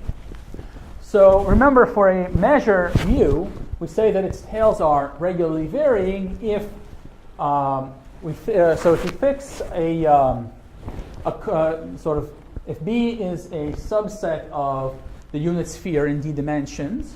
In other words, we kind of fix a cone, right? B basically determines some cone. And we say, well, if we go in that cone and we look at the tail of mu in this direction B, in this cone B, what is the tail going to behave like? If asymptotically it behaves like, essentially like r to the minus rho, like some power decay, possibly times some slowly varying function. So remember, a slowly varying function is a function that doesn't, either it's asymptotically a constant, or it doesn't, maybe it's it can go to infinity or 0, but not very fast. Slower than x to the power epsilon for any epsilon. Something like a logarithm would be a good example of L. And the formal definition is that the limit as t goes to infinity of L xt divided by L t should equal 1. That's what we mean by a slowly varying function. So basically, for any cone B, if we're going into that cone, the tails, at least eventually, behave like a power. And sigma of B is just some constant telling us, it's just some constant, and where sigma is some limiting measure of mu, which is a measure on the unit sphere in d dimensions. And when this holds, we denote that mu is regularly varying with index rho and limiting measure sigma.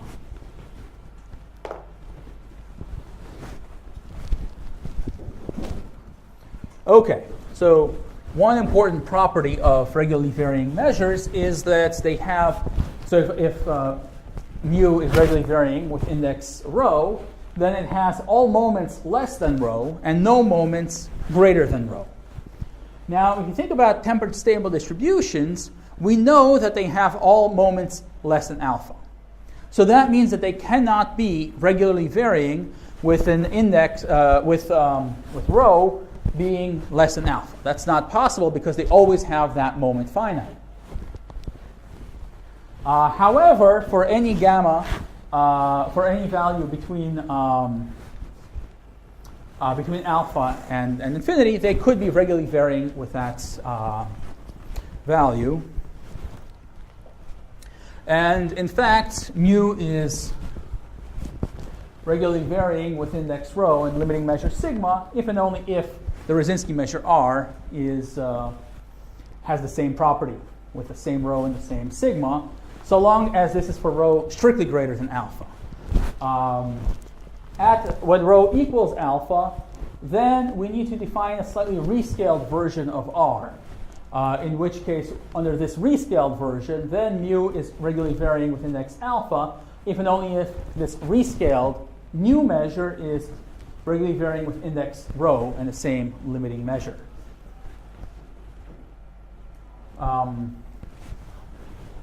And this measure here we'll see again. Okay, so the class of p-tempered alpha stable distributions, although we kind of tried to define it by, we started with these smoothly truncated Levy flights, and then we kind of extended it to something more general, they're still not quite closed under weak convergence. And so in order to for them to be closed under weak convergence, we'll need to expand this class a little bit. And now, what can go wrong? Why it's not closed under weak convergence? Well, first of all, we excluded Gaussian distributions from this class. So we said that there's no Gaussian distributions here. Yet we know that this class is closed under aggregation, and we know that and that it has elements with a finite variance. Therefore, by the central limit theorem, it should have some normal distributions, but we excluded them. So for it to be closed under weak convergence, we need to include the normal distributions back into it. And then the other thing is, remember, we only allow our tempering functions to be from 0 to infinity.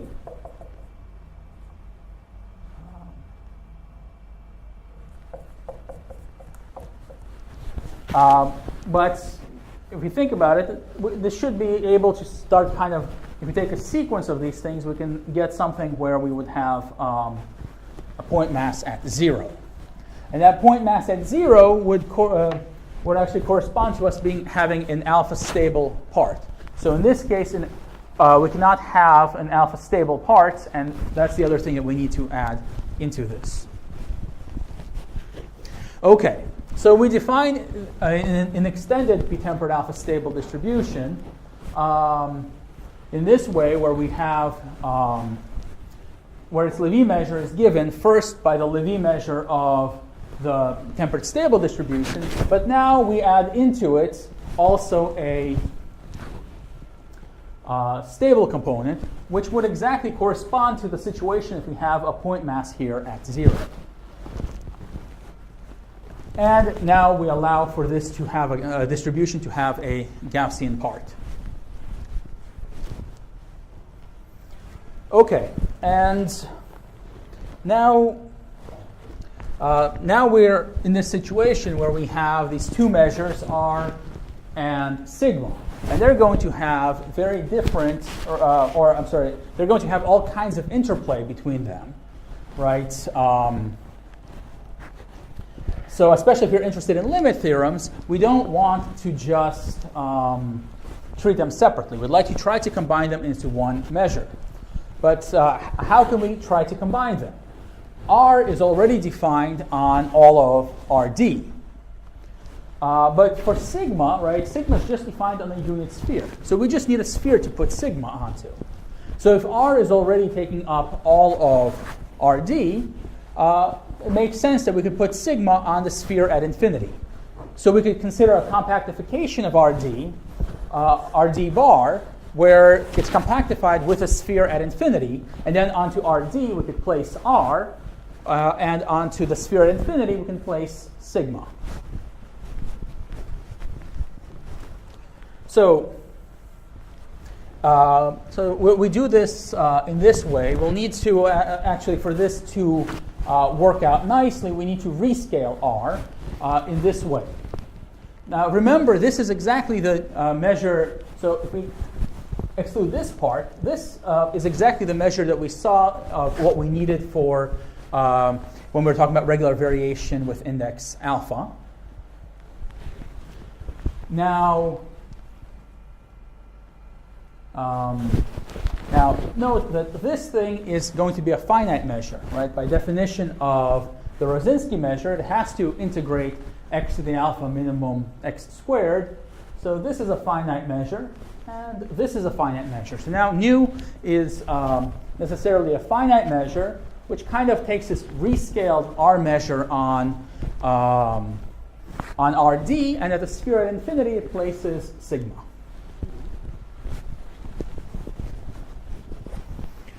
Now, after some change of variables, we can write the Lévy measure of an extended tempered stable distribution in this way, where now the integral is not over where the first integral is not over D, but now over this compactification of D, and we're integrating not with respect to the Rosinski measure, but to this measure nu, which we call the extended Rosinski measure. And now this distribution is parametrized, again in terms of alpha and p, the Gaussian part, covariance matrix A, and this extended Rosinski measure nu, and a shift B. Now this is the smallest class of distributions that is closed under weak convergence and contains all proper p-tempered alpha stable distributions. And So it's closed under weak convergence, and convergence is equivalent to basically this convergence of the parameters. So the shifts have to converge, and the new measures have to converge vaguely. And in the limits, right, remember that to get the Gaussian part, right, when we talked about just limits of infinitely divisible distributions, to get the Gaussian part, we didn't need just the limit of the Gaussian parts, but also something coming from the Lévy measure. So now, that thing coming from the Lévy measure is going to be written not in terms of the Lévy measure, but we could write it in terms of this extended Rosinski measure. Here. But basically, this result just follows by taking the corresponding result for infinitely divisible distributions and kind of modifying it to be in terms of the parameters that we're interested in here.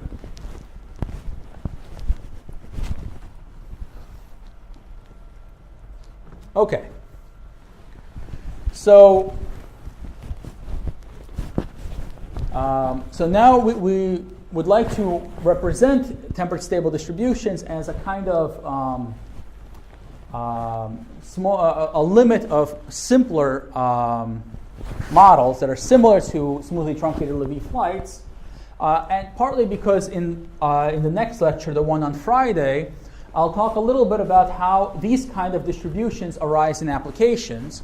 And so if we could think of a tempered stable distribution as being some kind of approximation to sums and sequences of distributions of this form, that will give us some idea of how tempered stable distributions can arise in applications. All right, because so for a random vector, so a random vector in RD is called an elementary tempered stable distribution, or an elementary tempered stable random vector, if we can write it as u times x, where x is just some deterministic vector in RD, and u is a real valued, so not a vector, it's just a real valued random variable, and basically it is essentially a smoothly truncated Lévy flight, but only one where we don't care about what happens when x is, or not that we don't care, but we're assuming that when x is negative, we just have the Lévy measure be 0. So it's just this Lévy measure, which is, again, if we didn't have the p, just took it to be 1, basically it's a particular type of smoothly truncated Lévy flight. And so u times x, this elementary tempered stable random variable, is just this kind of a smoothly truncated Lévy flight times some vector to kind of force it to be multivariate.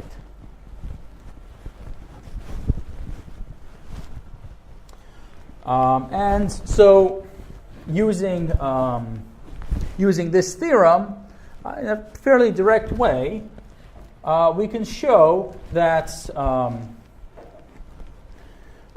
that's basically, if we consider this class of distributions and we take the closure under convolution and weak convergence, it will exactly give us all p-tempered alpha stable distributions. Not just the proper ones, but all p-tempered alpha. All extended p-tempered alpha stable distributions. So in a sense, if we can give an explanation for why these kind of distributions arise in applications, we can see some mechanism for where the rest of them will come from. So, so that's basically what this is saying. And again, in lecture 3 on Friday, I'll try to give some idea of where these kind of distributions come from. Very strange equation. I want to ask. X to the power of minus 1 minus alpha in multidimensional case? No, yes, so this is not the multidimensional case. So the way this works is x is a deterministic vector. I guess I'm kind of overusing the letter x. I apologize for that. U is a real valued random variable with a real Lévy measure. So this is all real. The way we get to multivariate is that we're just multiplying this by some vector. So what we're looking at basically is we have this kind of a, if you look at convolutions of these things, this would be some sums from I equals 1 through n, ui, xi. So these, although I guess I wrote it capitalized, but that's just to indicate that they're random, whereas the xi's are not random, but the xi's are actually the vectors. And so we're looking at these random variables. If you consider their summation of these random variables and their weak limits, that's what will give us all d-dimensional temperature-stable distributions. But here, this is just real numbers.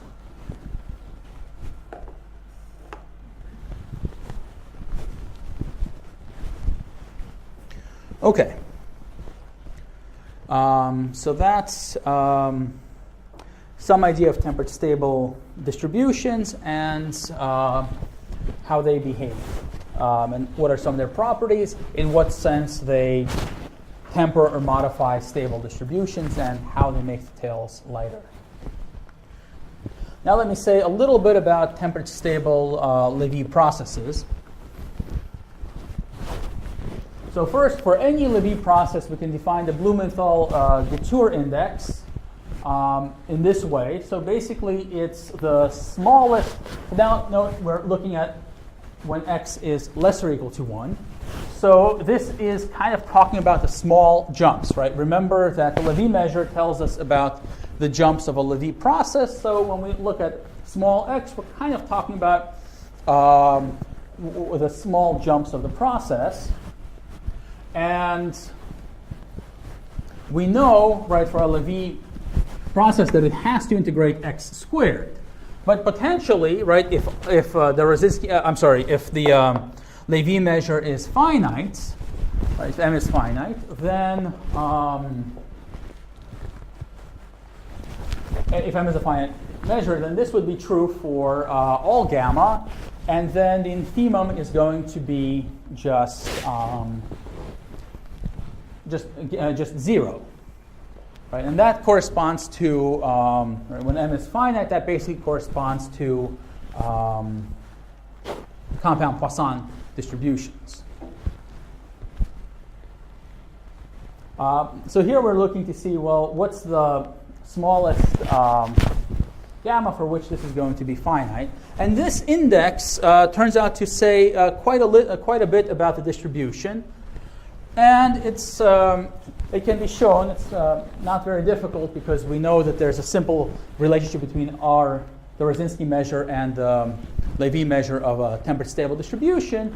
We can show that the Blumenthal-Gettur index of a Lévy process is going to be a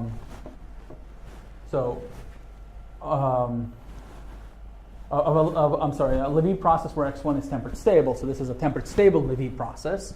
So for a temperate stable Lévy process, the Blumenthal-Gettur index is necessarily the maximum of alpha. So it can't be smaller than alpha.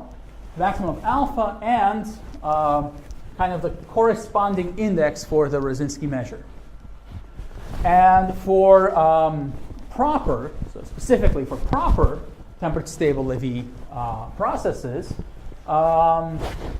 the Blumenthal-Gettur index is going to be alpha. Of course, if it's not proper, it could be anything. It could be something else that's bigger than alpha. And it's well known that for stable processes, the Blumenthal-Gettur index is also alpha. So for both alpha stable distributions and proper p-tempered alpha stable distributions, the Blumenthal-Gettur index is going to be the same, which tells us that at least the small jumps and somehow behave in a similar way between these, even though we have modified the large jumps so that for temperate stable distributions, the large jumps are going to be smaller. So,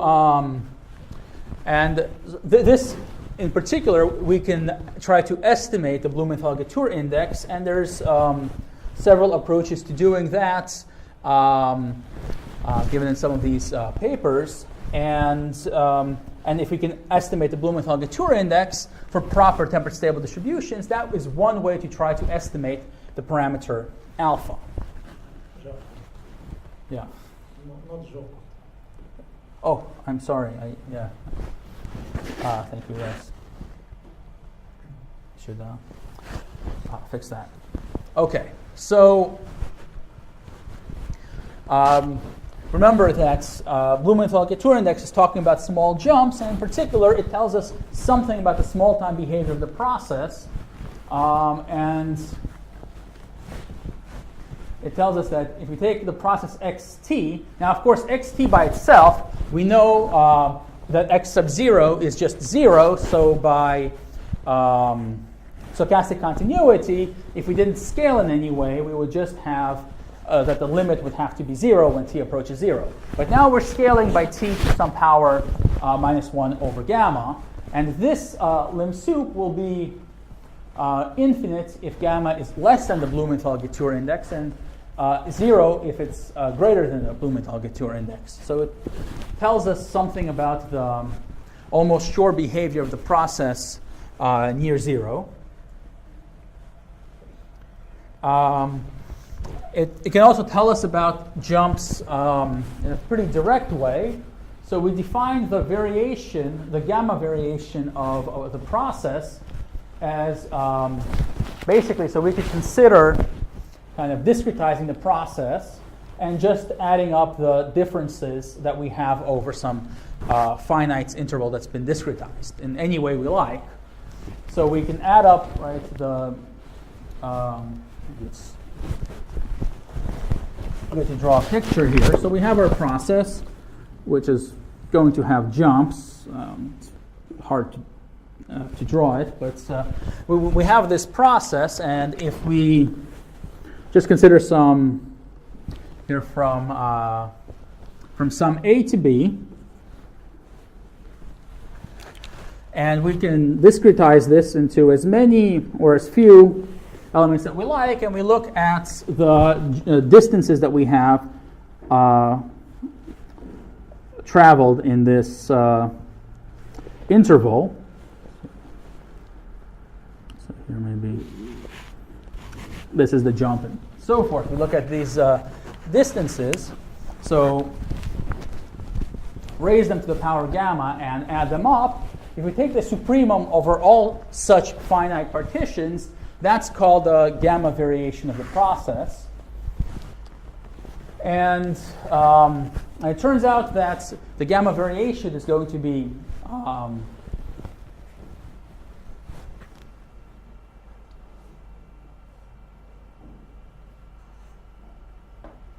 sorry, I think this is so it's going to be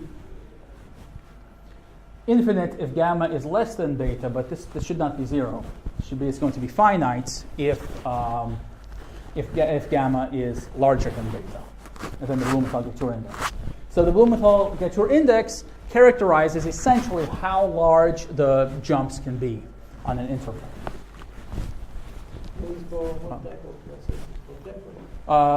This is true for all Levy processes, but for a proper tempered stable Levy process, beta will be exactly the alpha.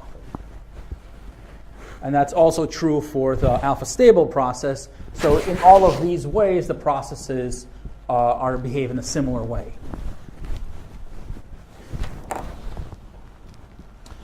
And of course, it's well known that if one variation is finite, that means that we could define a Stieltjes integral with respect to this process.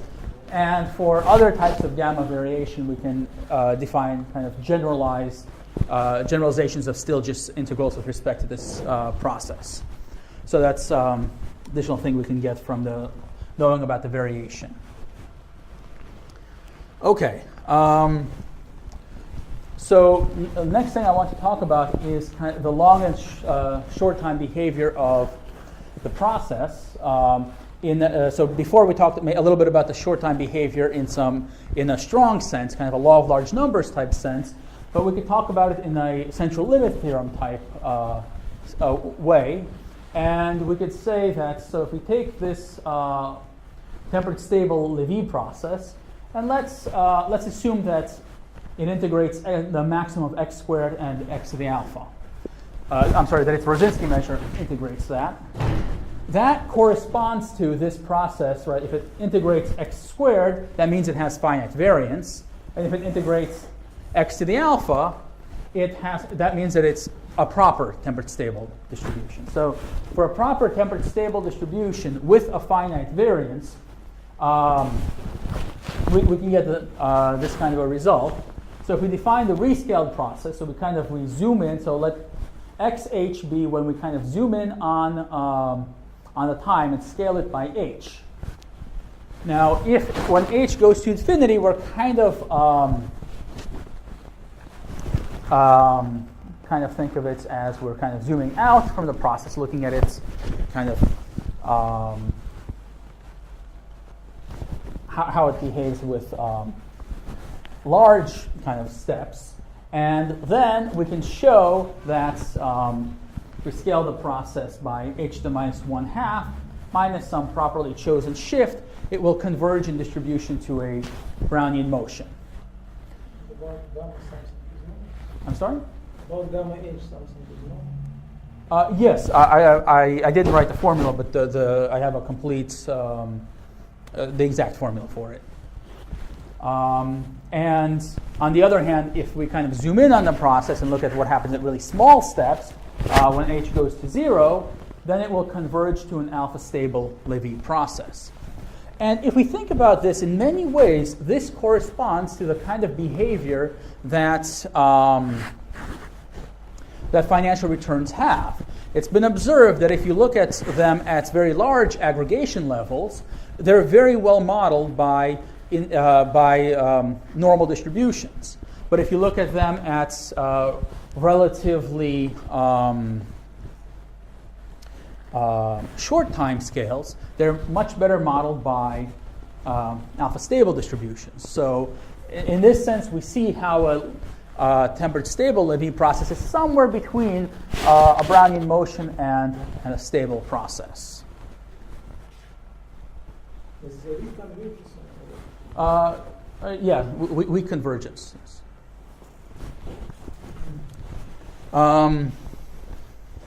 Yeah, so this is what I was saying, that it's behaves like that returns tend to behave somewhat in this way. We can get somewhat, if we have an infinite variance, we can get a slightly different results. Specifically, again, consider a tempered stable Lévy process and consider the rescaled version of it. And fix beta between alpha and 2. And remember, as we discussed, beta stable distribution, when it's between alpha and 2, is itself some kind of a tempered stable distribution. So we can have sequences of tempered stable distributions converging to it.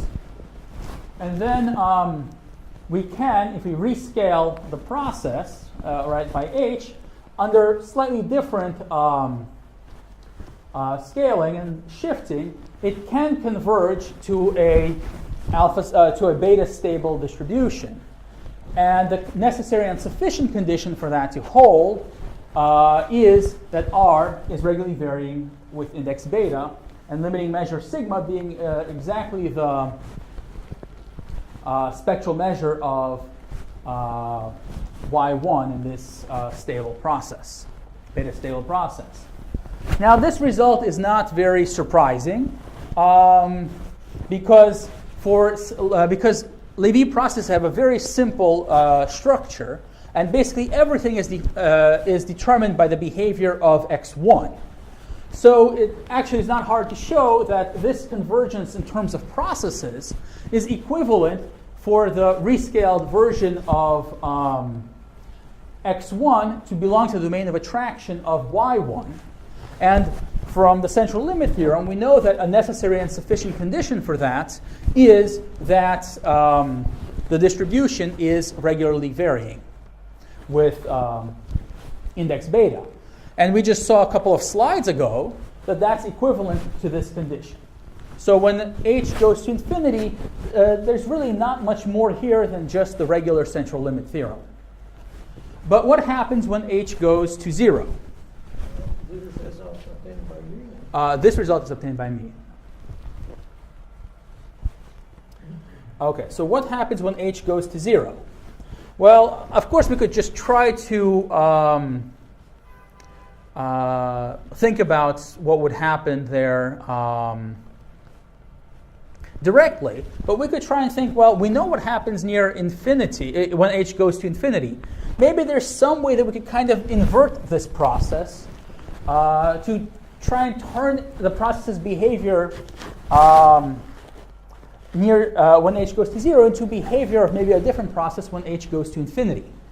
And we could kind of think of it, right, we see that regular variation of the tails of R tell us what happens when it converges to y as h goes to infinity.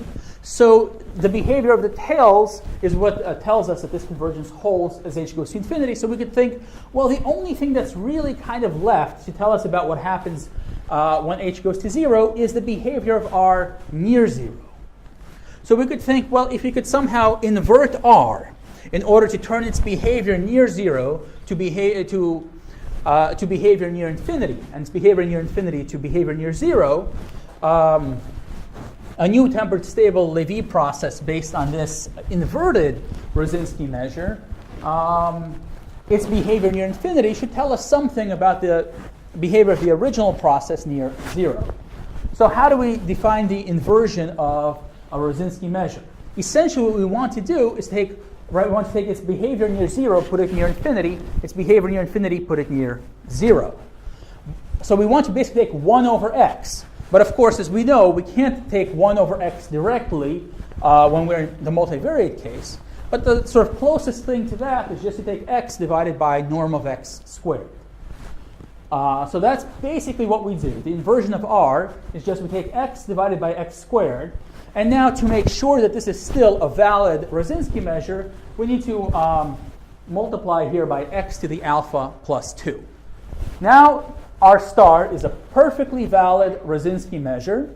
Its behavior near 0 corresponds to, at least in some ways, to the behavior of the original Rosinski measure near infinity and vice versa. And we can get nice limit theorem for inversions. Specifically, if we have a sequence of tempered stable random variables with Rosinski measures Rn, if they converge in distribution to some tempered stable distribution x1, that holds, and if we take another sequence xn star, which has corresponds to tempered stable distributions with the inverted Rosinski measures, then the convergence of xn to x1 is equivalent to the convergence of xn star to x1 star. And we can basically take this and do this at the level of processes.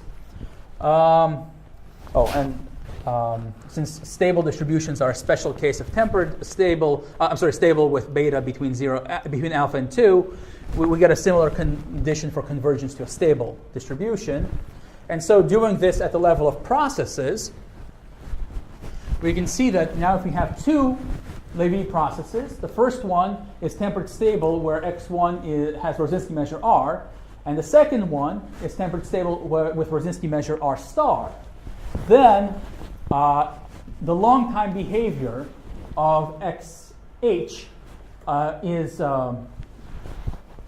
a stable distribution. It has some stable, is converged to a stable process y as h goes to infinity, if and only if the rescaled process based on x star up to some shifting and scaling converges in distribution to a different y star, a different stable process, a different stable process with now parameter not beta, but 2 plus alpha minus beta.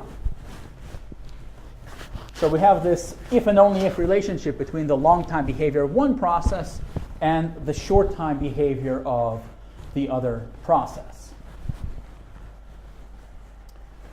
And there is a relationship between these parameters AH and BH, which I didn't write here, but there's necessarily a relationship between them. And then from from this theorem, we can get a self-contained condition for the short-time behavior of the tempered stable process to be beta stable, which basically corresponds to exactly the behavior of the Rosinski measure near 0, kind of being regularly varying.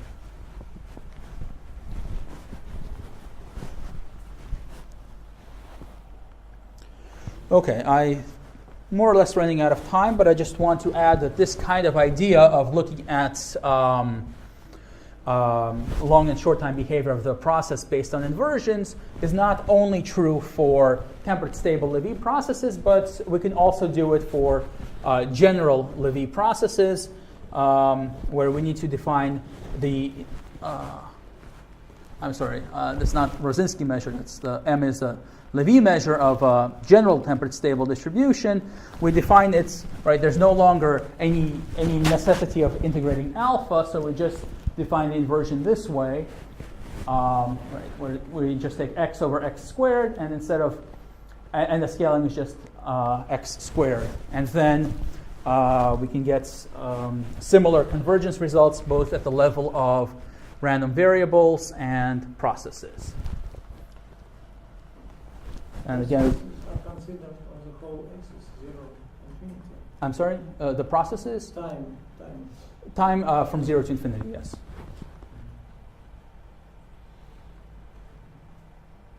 So convergence distribution that's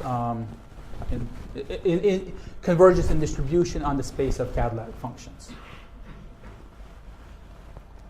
Okay, so I think probably I should stop here, because I think my time is up, and that's basically basically everything I wanted to say. Thank you.